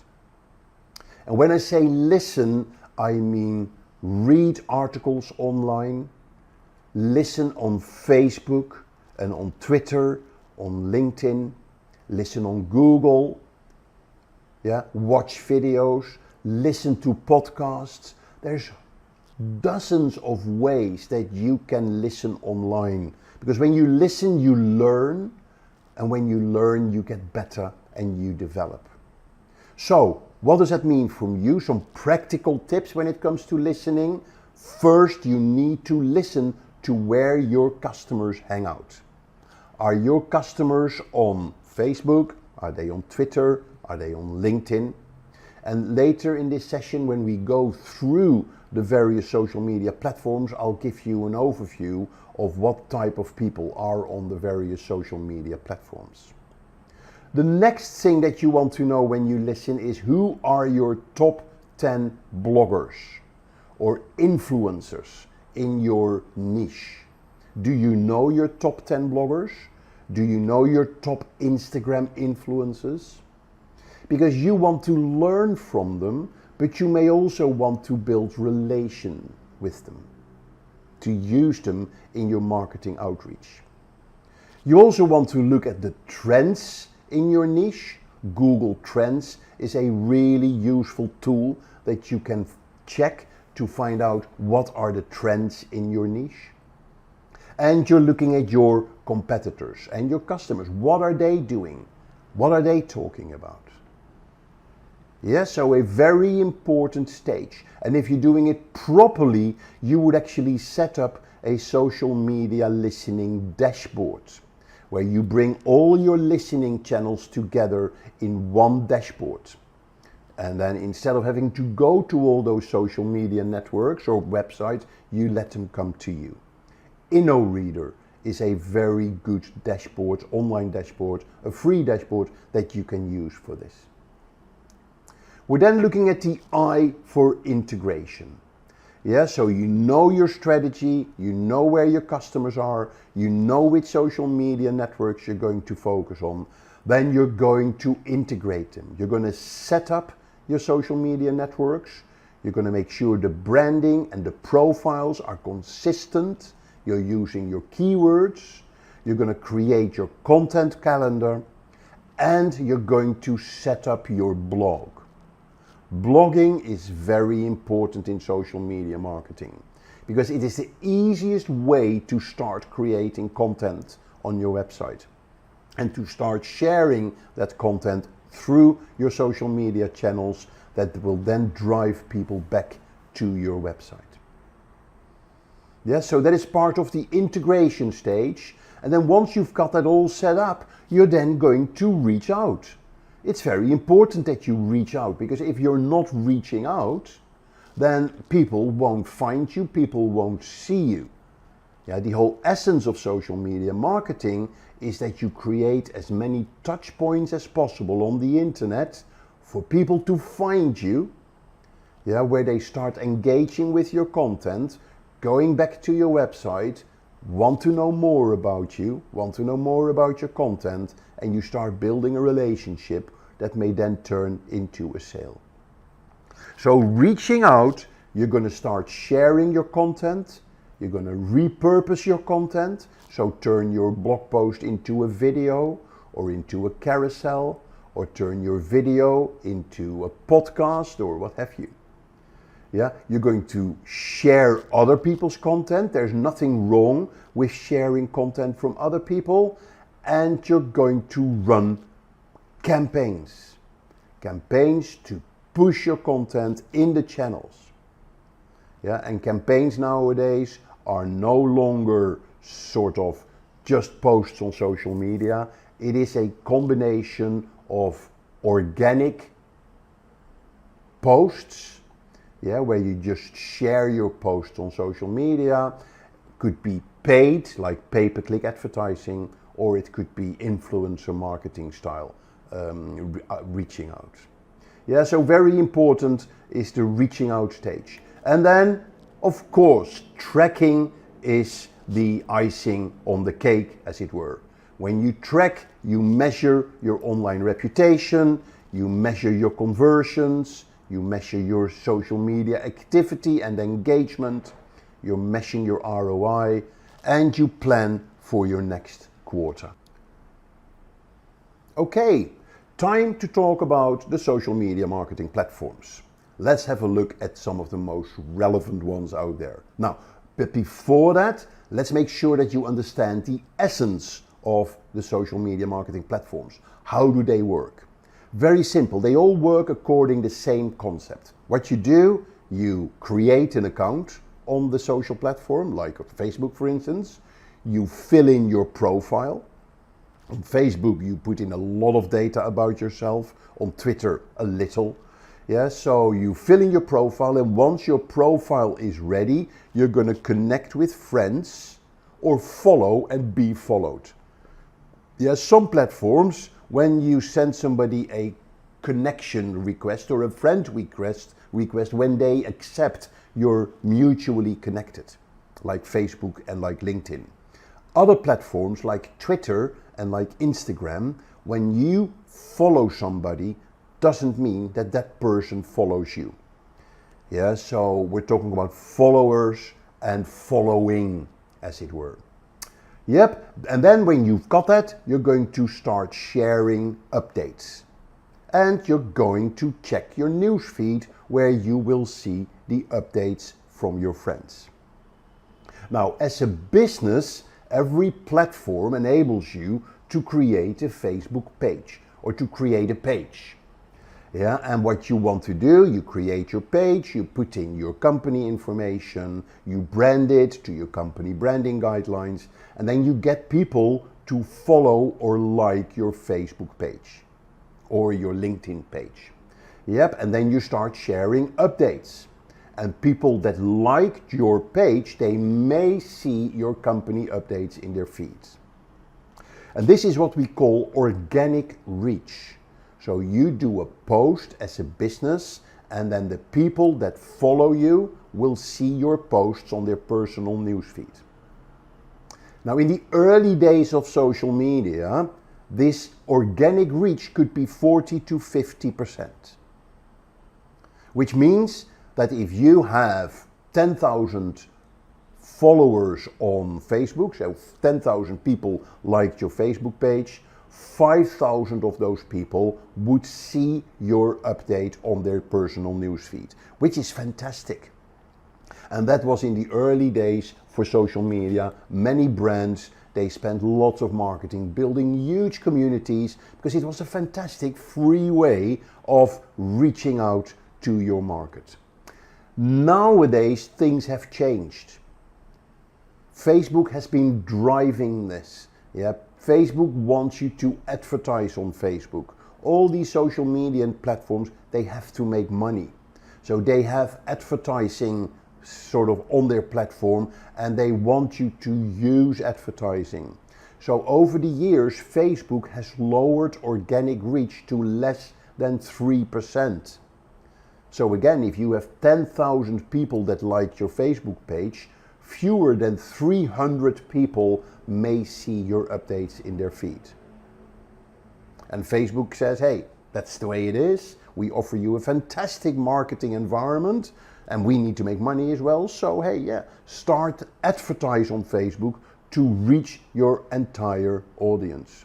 And businesses now understand that. They now know that social media is pay to play. To reach your audience, it's no longer relying on organic reach. You have to pay to use pay-per-click advertising or PPC. But we're going to talk about that in the next videos. Alright, so it's very important that you understand this concept of how social media marketing platforms work.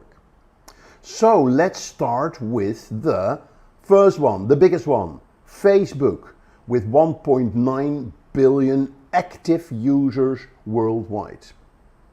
Fact is that over the years, the younger generation has left Facebook. Yeah, why have they left Facebook? Because it's not cool anymore. Yeah, and their parents are on it. Yeah, so if you want to reach the young teens, late teens, early 20s, don't go to Facebook. You want to be on social networks like Snapchat or TikTok, if that's available in your market. Now, there's still markets where Facebook is enormous. Yes, so they are the leading social media network in your market. If that is the case, then of course you have to be on Facebook. But in general, we can say that the audience for Facebook is now a slightly older audience, Generation X or millennials. It's still a really good network to reach these people, particularly when you talk about consumer type products. Now, what does Facebook offer you as a business to use? Facebook has the Facebook page that you can create to reach your audience. Nowadays, Facebook really would like you to use Facebook groups.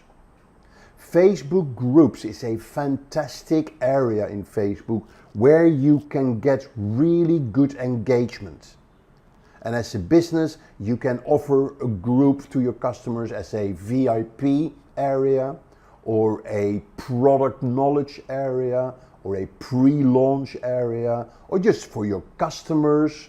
Yeah, lots of reasons, lots of areas where you can use a group to reach your customers. Then there's Facebook Messenger, of course, that you can use for your business, where you can set up bots. Yeah, so you can have sort of automated conversations with your customers on Facebook Messenger. And there is Facebook Live. Don't ignore Facebook Live. Facebook loves you to use Facebook Live. The beauty about using the Facebook Live, it gives you sort of buzz and engagement before the event, during the event and after the event. Yeah, we call this tentpole marketing. You can build up excitement leading up to the event and after the event as well. And then finally, of course, Facebook is betting heavily on the metaverse. Yeah, so it's Mark Zuckerberg's vision that instead of engaging with your friends in the news feed, you engage with them in a virtual world. Now, the verdict is out if this is going to work, but fact is that although we've been talking about virtual and augmented reality for years, it is here now.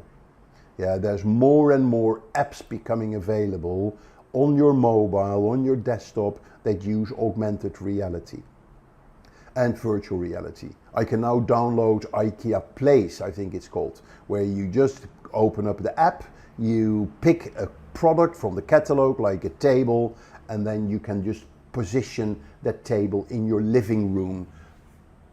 Yeah, and then you can move it, change the color of it or whatever. Yeah, using augmented reality through your camera. Okay, so that is Facebook. Let's look at the next one, Instagram. I love Instagram. Yeah, a lot of users from Facebook have gone to Instagram. Why? Because it is a visual social media platform and it has inherently higher engagement than Facebook. It's easier to reach the audience, not just your friends. Yeah, so lots of cool features in Instagram. One of the coolest features is the Instagram stories. Yep, and people now spend more time on the stories than on the timeline where they see the posts. So Instagram started as a photo sharing app. Very simple. Yeah, you made a photo, you put a filter on top of it, which almost felt like you're a photographer, and then you share it with hashtags. And you saw immediately the likes coming in, and people loved it for its simplicity. And now it has grown to a fully featured social media network that businesses can use to make their brand come to life via photos and via stories. The audience is slightly younger than the Facebook audience, but a more and more mature audience is coming on there as well. And initially it had very much a business to consumer focus, but nowadays it's not just photos that you can share visuals. I can turn a blog post into a carousel of 5 visuals. Yep, and in that way share really good content. So very powerful and very useful for businesses to reach the audience that hangs out on Instagram. All right, so that is Instagram. Let's look at the next one, and that is YouTube. Now, YouTube, of course, is not just for watching video. YouTube is a fantastic social media platform to build an audience of followers. Yeah, it's a great platform to monetize your video as well by enabling advertising to be shown before or during your videos. A lot of video creators, they do that. Yeah, and YouTube has a program for that. If you qualify by number of views that you have on your video and number of and the size of your audience, you can participate in this program, and it is a really good way to make money on for many content creators. Now check out our earlier video on how to create a YouTube channel, to find out how you can set up a YouTube channel and how you can use YouTube as a social media platform. YouTube is great for brand awareness, and since it's owned by Google, it's also really helpful for your search rankings, both on YouTube and on Google. And there's lots of different videos, of course, that you can make. Yeah, videos that do well are typical videos like how-to videos, unpacking videos, vlogs, video blogs we call them, review videos, live videos, lots and lots of ways to reach your audience with video on YouTube. So the typical audience that uses YouTube are basically everybody from young to old. But very important to understand with YouTube that people are there for a reason. They search for something. They may search for entertainment. They may also search for answers to their questions, which is different than the videos you would have on Facebook, for instance. So Facebook is very good for brand awareness, where YouTube videos are very good for lead generation, for instance, and for building relationship with your audience. Good. A very interesting social media platform that emerged around 10 years ago is Snapchat. They have around 300 plus million daily active users. And let me tell you a bit about the history of Snapchat. Snapchat was a response to Facebook's problems about 10 years ago in privacy and not being cool anymore, and particularly the privacy issue, where in those days a lot of people said, who is owning my photos on Facebook? Is it Facebook or is it myself? So a lot of people, and there was always been a gray area. Combined with Facebook not being cool anymore, and you know how important being cool is for the younger generation. So two guys who came up with the idea of doing something radically different. And they came up with a social media platform, Snapchat, where posts would delete themselves within 24 hours. They built a user interface around this, which was fairly difficult to use. But that was for a reason. Kids, they love to explain to each other how it works, and if it's complicated enough, then their parents won't be able to get on it. So kids love that idea. It's too complicated to use for my parents, so I really have my own social media world in Snapchat that nobody else has access to. So particularly the teens, the Generation Z, was very keen, and they were very hot on on Snapchat. So it was the new place for Facebook users to go to, and they grew ever since steadily. Not huge, but they are there, and they are a very powerful social network, particularly when you want to target the younger generation. Now, there are two major features that they sort of drove into social media land, which was the stories, and second, the vertical videos. So you all know the concept of the story. It self-deletes in 24 hours, but it turned social media, instead of sort of scrolling through your news feed, you swipe from story to story. Much more visual, much more fun, much more engaging. And you would swipe those stories vertically, and that automatically led to using vertical video. And vertical video is a major trend in social media content, which is picked up by TikTok as the main format for videos on TikTok. YouTube have shorts, so all social media networks, they now have stories and they have vertical video as a key element. So vertical video, particularly for short 10, 12-second videos, which we call snackable content, is very important. Why would you tilt your phone to watch a video? Why not just use it vertical? Which is also quite an interesting sort of form factor to get a good engagement on your videos. Finally, Snapchat has very innovative advertising features. They have lenses, they have stories, they have filters. You can put a filter over your face. BMW had a really good campaign to launch a new car where you could place the car through a lens anywhere that you liked in augmented reality, and you could actually put a filter where you gave yourself a golden face. Yeah, so very powerful advertising. I think the WhatsApp advertising platforms is one of the best advertising platforms out there. It's also probably one of the most expensive advertising platforms of all social media networks. Right, so let's look at Twitter. I call Twitter SMS on steroids. Yeah, it was one of the first, besides Facebook, one of the first social media platforms that came out. And it was a very exciting platform when it launched.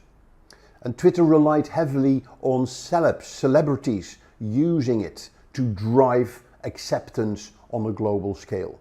Yep, and many music stars, rock stars, actors, they started using Twitter, and that drove the global adoption of the platform. Now, what makes Twitter so powerful? There are three aspects on Twitter. First of all, you can retweet a tweet. Yeah, so when you send a tweet and I follow you, I receive your tweet. If I just click on retweet, it'll go to all my followers. Yeah, if somebody in my follower base retweets that tweet, your tweet can go viral without in minutes. Yep, and there's various examples of tweets that went viral within minutes. Yeah, like the which was it, a selfie tweet during the Oscar ceremony a few years ago. Yes, so it is. So the retweeting is very powerful. It also makes it instant. Yeah, because of this retweeting aspect, news goes on on Twitter instantly, and it shares to a global audience instantly. So that makes it very, very powerful for news agencies as well. And for businesses, a very powerful feature of Twitter is the Twitter search. Each tweet is indexed, and you can search in all the tweets. You can search for the very first tweet that was ever sent. Yeah, so that makes it very powerful for brands to find content. So Twitter is really good for finding jobs, for instance, because lots of businesses, they tweet about, I'm looking for a marketing manager or a web developer. So if I search for web developer #jobs, that tweet will show up in my search results. One problem that Twitter had is that they did not keep up with the developments in social media platform functionality. Yeah, so most celebrities went to Instagram because Instagram was much more visual, much better place for celebrities to engage with their fans. So Twitter lagged behind, and in the last few years it clearly repositioned itself. So it now is seen as a great way for businesses to use as a communication and service channel with their customers, and for media companies to share the latest news. So if you want to find out what is happening in the world now, or what businesses are doing now, or if you have a problem with a product from a business, Twitter is the best place to be. And for you individual, as I always say, you don't need to be on Twitter to tweet, but you must be on Twitter to find great content, to search. Whether you want to search for jobs or whether you're searching for opportunities. If you're a photographer, yeah, and in London, for instance, and you go to Twitter and you search for, looking for wedding photographer, London, you get a list of tweets of people who are tweeting, I'm looking for a wedding photographer. Does anybody know anybody? Yeah, so extremely powerful to use for lead generation. Right, so what about Pinterest? Pinterest is a visual bookmarking platform. It's very cool. The concept is simple. You see a photo on the website that you like. Yeah, what you can then do, you can pin that photo on Pinterest in a board. Yeah, and you're not copying the photo, you're just copying the link in your board. So by doing that, you can build fantastic collections of visuals that you like and want to organize. So I bought a house in Marrakesh a number of years ago in Morocco, and we needed to design the interior. So we had a board with Morocco design, we had a board with Morocco riads, we had a board with tiling and what have you. And we just built up a whole collection of ideas that we liked. And then we got the people that helped us in making the things that we wanted, and we could just share them the links on Pinterest of the ideas that we had. Worked really well. Now, because you can save those boards, of course, you can then share them as well. Yeah, so everybody can access your boards, which means that it becomes a great tool for getting ideas and inspirations from boards from other people. So if you want ideas for home design or your wedding or fashion, Pinterest is a fantastic place to get inspiration. Another major benefit for businesses is that you can put your product catalog on Pinterest as visuals organized in boards. Yep, and then when people find those products on Pinterest and they click on them, it will take them to the catalog of your website where they can buy your product. So it's a great way to drive additional traffic to your website. If you want to see a good example for that, go to the IKEA UK Pinterest page and look at their boards. You see boards for small living room ideas, back to school, Christmas, holiday celebrations, and then you get lots of ideas with, for instance, for small living rooms, and then you click on some of the products that you see, and that takes you to the page on the IKEA catalog website where you can buy the product. Now, Pinterest is very popular amongst women, amongst millennials, and it also has very powerful advertising features. And then LinkedIn. LinkedIn is serious. Yeah, I call LinkedIn Facebook with a tie. Where Facebook is fun, LinkedIn is serious. In Facebook, you can get away with a funny profile photo. In LinkedIn, your photo needs to be professional. Now, if you go to linkedin.com/sales/SSI, you get your social selling index. And that is a score between 1 and 100 of how good you are on LinkedIn. And you will see in the score, in the summary, that there are 4 components that contribute to your SSI score, or 4 components that contribute to how well you do on LinkedIn. So those 4 are your profile, your activity level in connecting with people, how much content you share, and your activity level in building relationships with people. Yeah, so the better you do in those 4 areas, the higher your score. Your profile, of course, is very important. Make sure that your LinkedIn profile is as complete as possible. Now, LinkedIn's biggest challenge, as I mentioned earlier, is to get people to engage and share content. So how does LinkedIn make money? Very simple. There are 4 areas where they make money. First of all, they allow people to upgrade their LinkedIn account to a premium account where they get more features. There is a whole section in LinkedIn specifically for recruiters. Yeah, so a recruiting version of LinkedIn. There is a whole area for sales. We call this Sales Navigator. Yeah, if you run a sales team that use LinkedIn, of course you want to keep the customer data. So you're getting a sort of customer relationship management system within LinkedIn when you sign up for Sales Navigator. And then there is LinkedIn advertising. LinkedIn, of course, is best for business to business, and it's really good for developing your personal online profile, as long as you share content through publishing articles and sharing posts. So I've been operational on LinkedIn from the very beginning, and I shared lots and lots of content and articles on LinkedIn, and I got lots of business coming in through LinkedIn.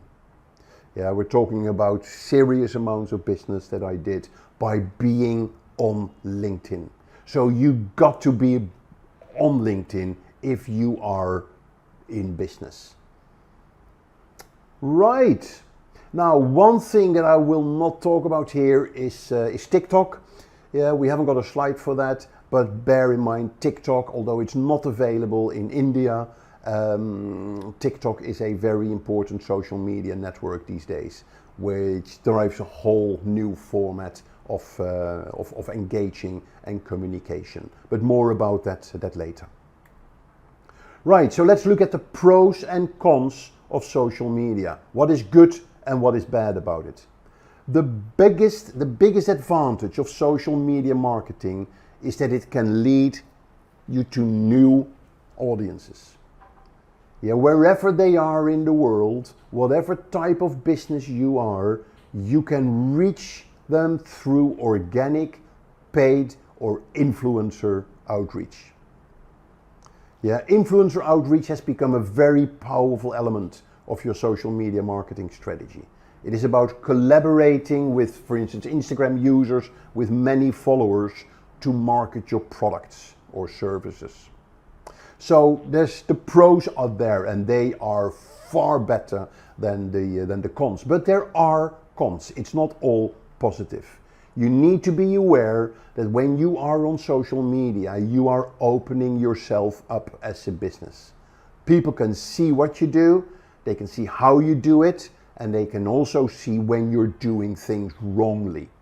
Yeah, when you're doing things not the way it should be done. It's okay when things go well, but it can be disastrous when things go bad. As we say, it takes years to build a brand, but on social media you can ruin it overnight. Yeah, there's lots of examples of that.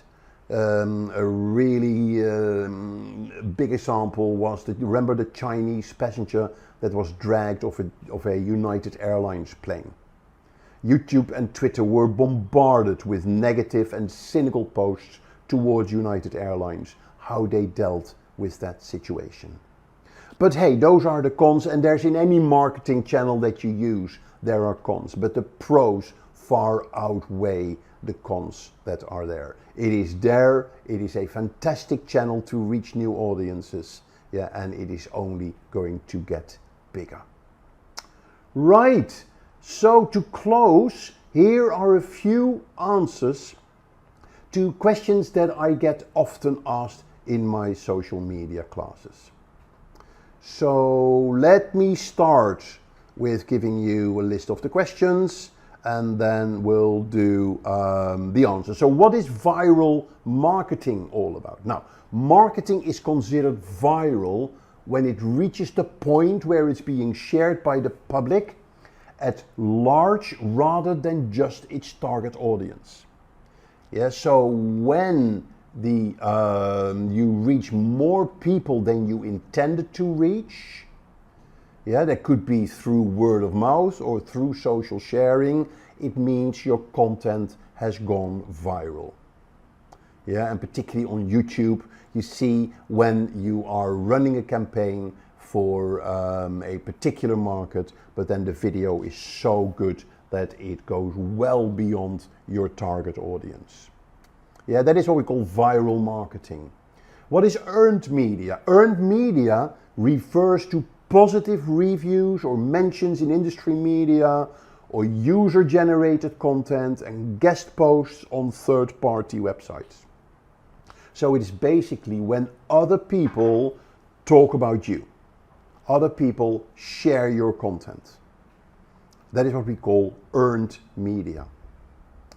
What are some examples of social media marketing strategies? There is one famous one, which I can highly recommend you have a look at. It is from a company called Blend Tech. Yeah, Blendtec sells professional blenders. If you go to Starbucks and you order a Frappuccino, they blend the ice cubes with Blendtec blenders. They are industrial grade blenders. They need to be very powerful. Now, nobody talks about blenders online. So they came up with an innovative campaign called Will It Blend? Yep, so where they created a series of videos where they blend everything you want them to blend, like an iPhone, comparing that with a Samsung, which one blends the fastest.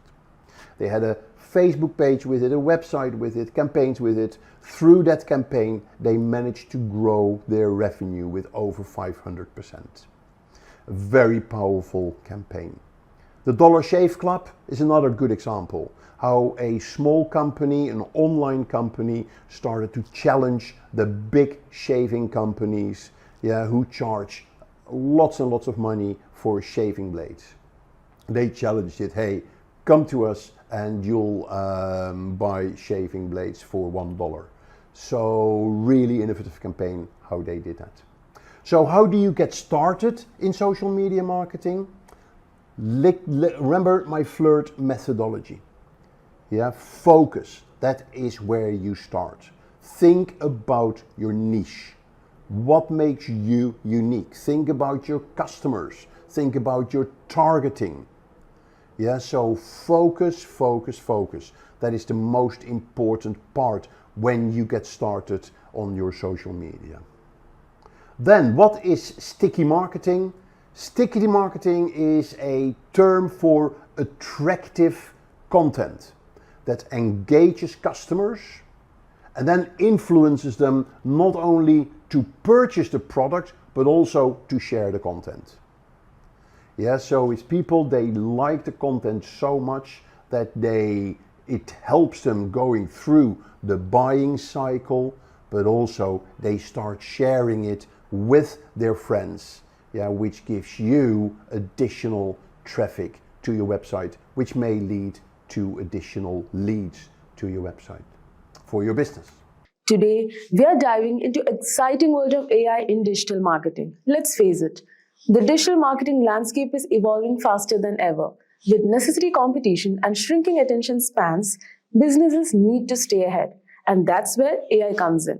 From automating repetitive tasks to delivering hyper-personalized campaigns, AI is transforming the way we engage with audience and drive results. But here's the challenge. With so many AI tools out there, how do you know which ones are worth your time and investment? Don't worry. In this video, we will explore the top 10 AI tools for digital marketing that can help you save time, boost creativity, and supercharge your results. So whether you're working on content creation, SEO, or social media, there's something here for everyone. So let's jump in and find the perfect tools to take your marketing strategy to the next level. So number one on the list is Murf. Murf is an AI-powered text-to-speech platform that transforms written content into natural-sounding voiceovers. With over 120 voices across 20+ languages, it caters to diverse audiences and enhances content accessibility. So let's see how Murf enhances digital marketing.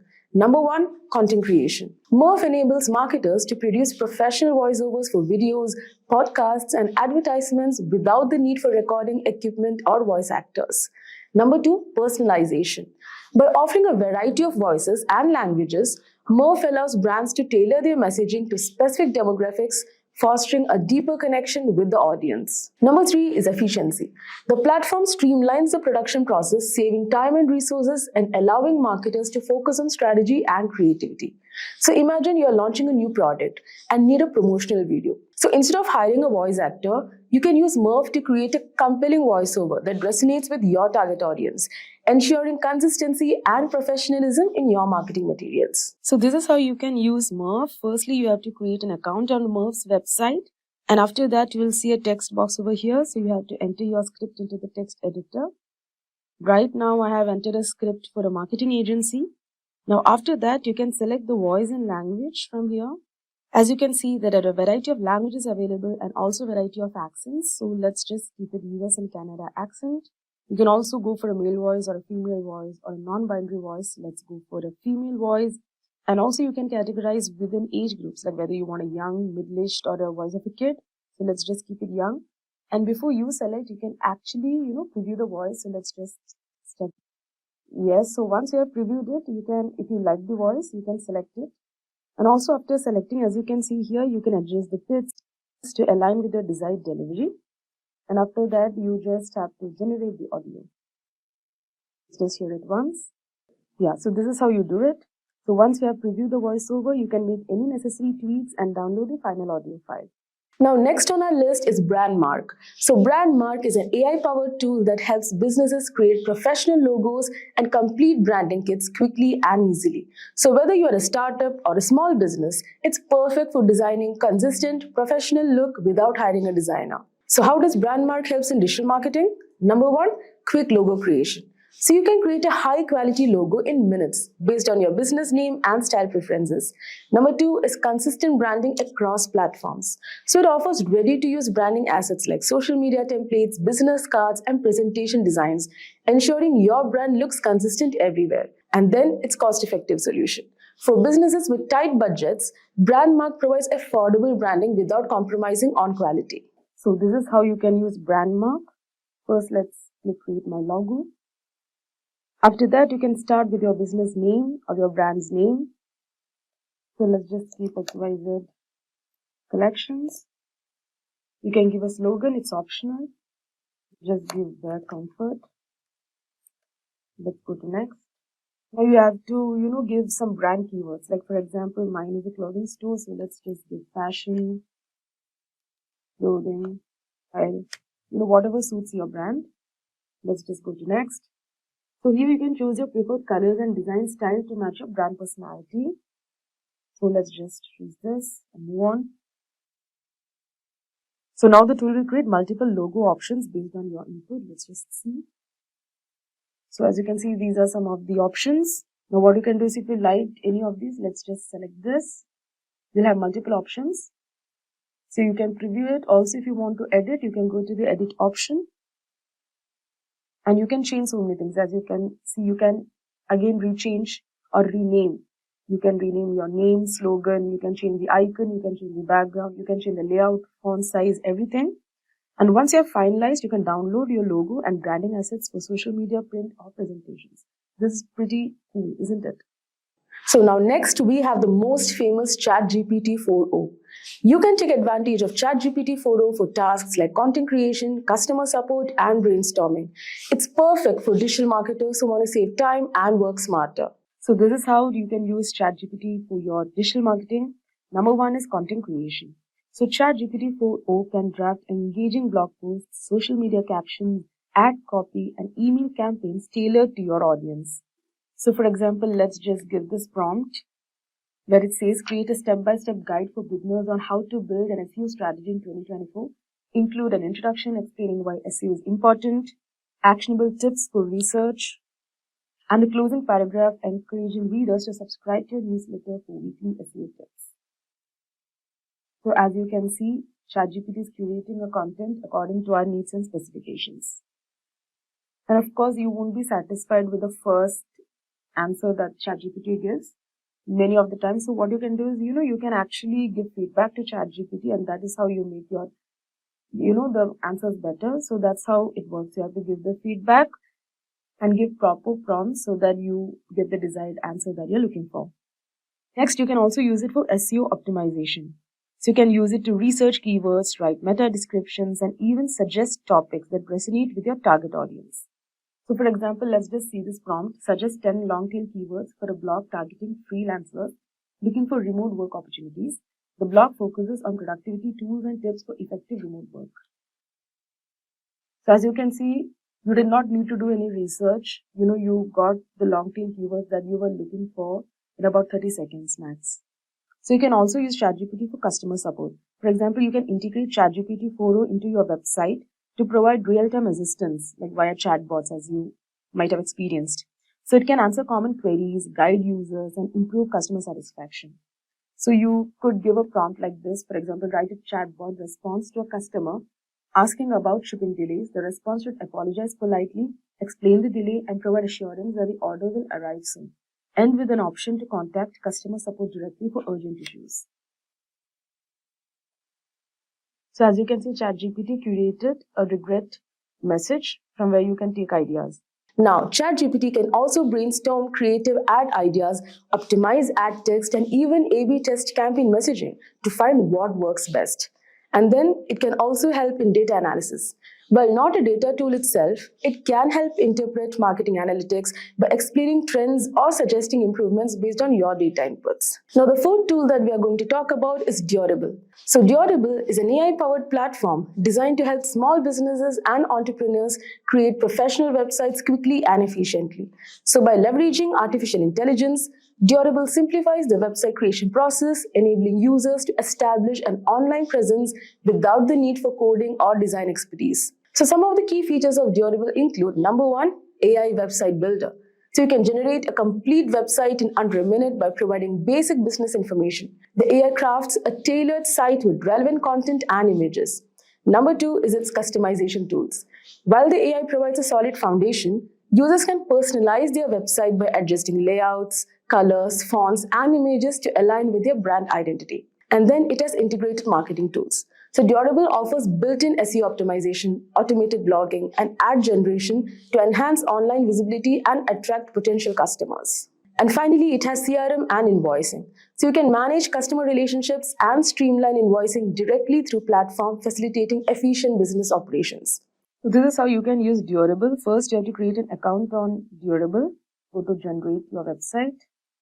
First, you have to input the business details, like you have to provide information about your business, such as the name and industry. So let's just give marketing agency. Next, you have to provide the location. You provide the business name. And let's just generate the website.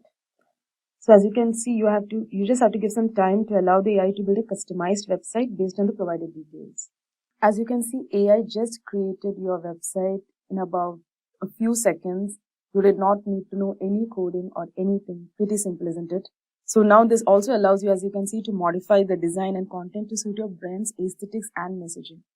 So once you have done with editing and once you're satisfied, you can publish the website to make it accessible to your audience. Now, next on our list is Metricool, which is a pretty cool tool. So Metricool is an all-in-one social media management tool designed to streamline your digital marketing efforts. It offers a suite of features to help you plan, analyze, and optimize your online presence across various platforms. So now let's just move on to the features of Metricool. So number one is its social media planning and scheduling. As you can see here, Metricool allows you to schedule and automate posts across multiple platforms like Instagram, Facebook, LinkedIn, Twitter, Pinterest, TikTok, and even Google Business. So this ensures consistent content delivery even during weekends or holidays, saving you the hassle of manual posting. Now next is the analytics. So as you can see, Metricool provides detailed analytics including metrics like impressions, clicks, reach, engagement, follower growth, and conversions. So you can basically track the performance of your content, identify what it resonates with your audience, and refine your strategy. And next we have the competitor analysis over here. So as the name suggests, you can monitor the performance of your competitors, including their followers, engagement rate, and post frequency. And you can stay ahead by learning what works for your competitors and adapting it to your own strategy. You also have smart links over here. So smart links are basically the link that you give in your bio on your social media accounts. So as you can see, you can create a customizable link in bio page that combines all your important links. Example, website, blog posts, and product pages. So you can drive traffic to multiple destinations from platforms like Instagram or TikTok, where only one clickable link is allowed. You also have an ads campaign management over here. So you can manage and monitor ad campaigns across platforms like Facebook and Google Ads directly from Metricool. So you can save time by consolidating ad management in one place and optimize performance using real-time insights. So as you can see here, you also have an artificial intelligence social media assistants. So Metricool's AI can generate content ideas, suggest optimal posting times, and even draft captions. So it simplifies content creation, especially for marketers who need fresh ideas or struggle with writer's block. Some of the other features that it provides is blog and website metrics, collaboration with multi-account management, and also it provides real-time performance monitoring. Now, the sixth tool that we are talking about is Zapier. Zapier is a powerful automation platform that connects over 7,000 apps, enabling users to automate repetitive tasks without any coding knowledge. By creating Zaps, users can set up workflows where an action in one app triggers an action in another, streamlining processes and enhancing productivity. So imagine you are managing an online store. So with Zapier, you can set up a workflow where each new order triggers an email notification to your team, updates inventory in your database, and adds the customer's information to your CRM for future marketing campaigns. So this is how Zapier can enhance your digital marketing. As you can see, they have lead management templates. So it automatically captures leads from various sources and add them to your CRM, ensuring timely follow-ups and efficient tracking. And it also has social media automation. You can schedule and post content across multiple platforms simultaneously, maintaining a consistent online presence without manual effort. As you can see, you also have marketing campaigns over here, which leads you to email marketing automation. So you can integrate email marketing tools to automate subscriber management, campaign launches, and personalized communication. And also it has got analytics and reporting. So you can consolidate data from different sources into a single dashboard, providing comprehensive insights to inform marketing strategies. Now next we are having High Level. So Go High Level is an all-in-one marketing CRM platform designed to streamline and enhance digital marketing efforts for agencies and businesses. So by consolidating various tools into a single interface, Go High Level simplifies operations, improves client interactions, and boosts overall efficiency. So now let's see some of the features of Go High Level. So basically this is a paid tool where you'll get a free 14-day trial. So as you can see, Go High Level is a comprehensive CRM. It can manage and nurture client relationships with tools for tracking interactions, managing pipelines, and automating follow-ups. It can automate even email campaigns, SMS marketing, and social media postings to maintain consistent engagement with your audience. And also you can create and optimize sales funnels to guide prospects through customer journey from initial contact to conversion. Another one important feature is you can integrate calendars and booking systems to streamline appointment setting and reduce scheduling conflicts. And also you can access detailed reports and analytics to monitor campaign performance, track key metrics, and make data-driven decisions. Now, number 8, we have Merlin. So Merlin is an AI-powered assistant designed to enhance productivity by integrating advanced AI models into your daily tasks. It is available as a Chrome extension and web app. So Merlin offers a suite of tools to streamline workflows, making it a valuable asset for digital marketers. So here are some key features of Merlin. Number 1, AI ChatGPT integration. So you can engage with top AI models like ChatGPT, GPT-4, Claude, Opus, Llama, and Mistral directly within your browser, facilitating quick research and content generation. Number 2 is its content summarization. So effortlessly it can summarize YouTube videos, blogs, and documents, enabling rapid information assimilation. And then it can also craft and respond to posts on platforms like LinkedIn, Twitter, and Gmail, enhancing your online engagement and communication efficiency. Also, it can translate content into over 25 languages, broadening your reach and facilitating global communication. So now let's see how you can use Merlin. So this is basically the website of Merlin. So first you have to add the Merlin Chrome extension from the web store. As you can see, I've already added to my extension. So basically what you have to do is you just have to click the Merlin icon in your browser to interact with various AI models for research or content generation. For example, let's just select this text over here. Go to Merlin. So as you can see, they have written that this is your selected text. Now you just have to give the command. For example, I want to summarize this. So let's just tell it to summarize the content. You can see it actually gave a summary of the text that I selected from the website. So similarly, you can also draft and respond to messages on platforms like LinkedIn and Twitter directly through Merlin's interface. Now you can also highlight text and select the translation feature to convert content into your desired language. Now next we have Be Human. So Be Human is an AI platform that helps businesses create personalized videos for their audience. So it allows you to make each video feel unique by tailoring it with details like names or specific messages for individual recipients, all without creating each video manually. Basically, this is the website of Be Human. So here you have options to clone yourself, to make personalized sales videos, and to integrate it with over 6,000 apps. So basically, personalized videos are more likely to grab attention and improve response rates compared to generic content. So the thing is, instead of creating hundreds of videos, you can actually create one and let the platform handle the rest. Perfect for campaigns, outreaches, or customer support. So the thing is, you just simply have to record one template video and Be Human's AI customizes it for each recipient. So these are some of its products. These are its features. For example, face cloning, which we were talking about right now for video generation. We also have voice cloning, background mode.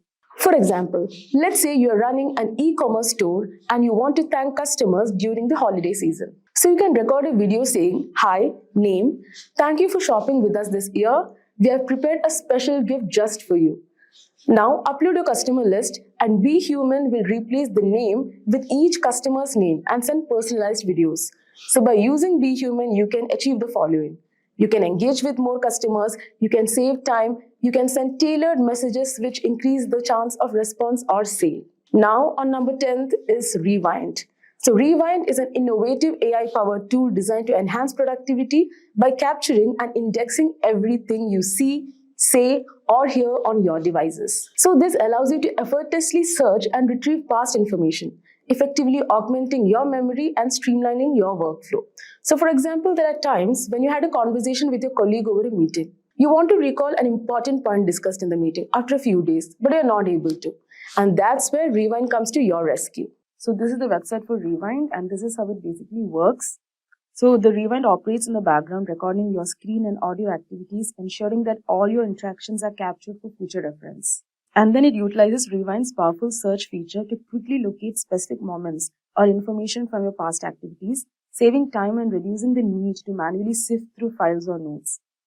It also leverages AI to generate concise summaries of meetings, conversations, or lengthy documents, aiding in quick comprehension and decision making. And also, as you can see, it has got a privacy-centric design, which means all recordings are stored locally on your device, ensuring that your data remains private and secure. And this is how it can help in digital marketing. Number 1, efficient information retrieval. It can quickly assess past research, client communications, or project details, enabling you to respond promptly and accurately to queries or tasks. Number 2, meeting summaries. It can automatically generate detailed summaries of client meetings or team discussions, ensuring that key points and action items are documented without manual note-taking. And then, content creation support. It can easily revisit previous brainstorming sessions or content drafts, facilitating the development of consistent and coherent marketing materials. And there you have it, our top 10 AI tools that can take your digital marketing to the next level. Whether you're looking to automate your content, optimize your ads, or better understand your audience, there's an AI tool out there for you. With this, we have come to the end of this course. If you have any doubt, please do let us know in the comment section below, and a team of experts will surely reach out to you. Thank you guys for watching and keep learning with Simplilearn. Staying ahead in your career requires continuous learning and upskilling. Whether you're a student aiming to learn today's top skills or a working professional looking to advance your career, we've got you covered. Explore our impressive catalog of certification programs in cutting-edge domains, including data science, cloud computing, cybersecurity, AI, machine learning, or digital marketing. Designed in collaboration with leading universities and top corporations, and delivered by industry experts, choose any of our programs and set yourself on the path to career success. Click the link in the description to know more.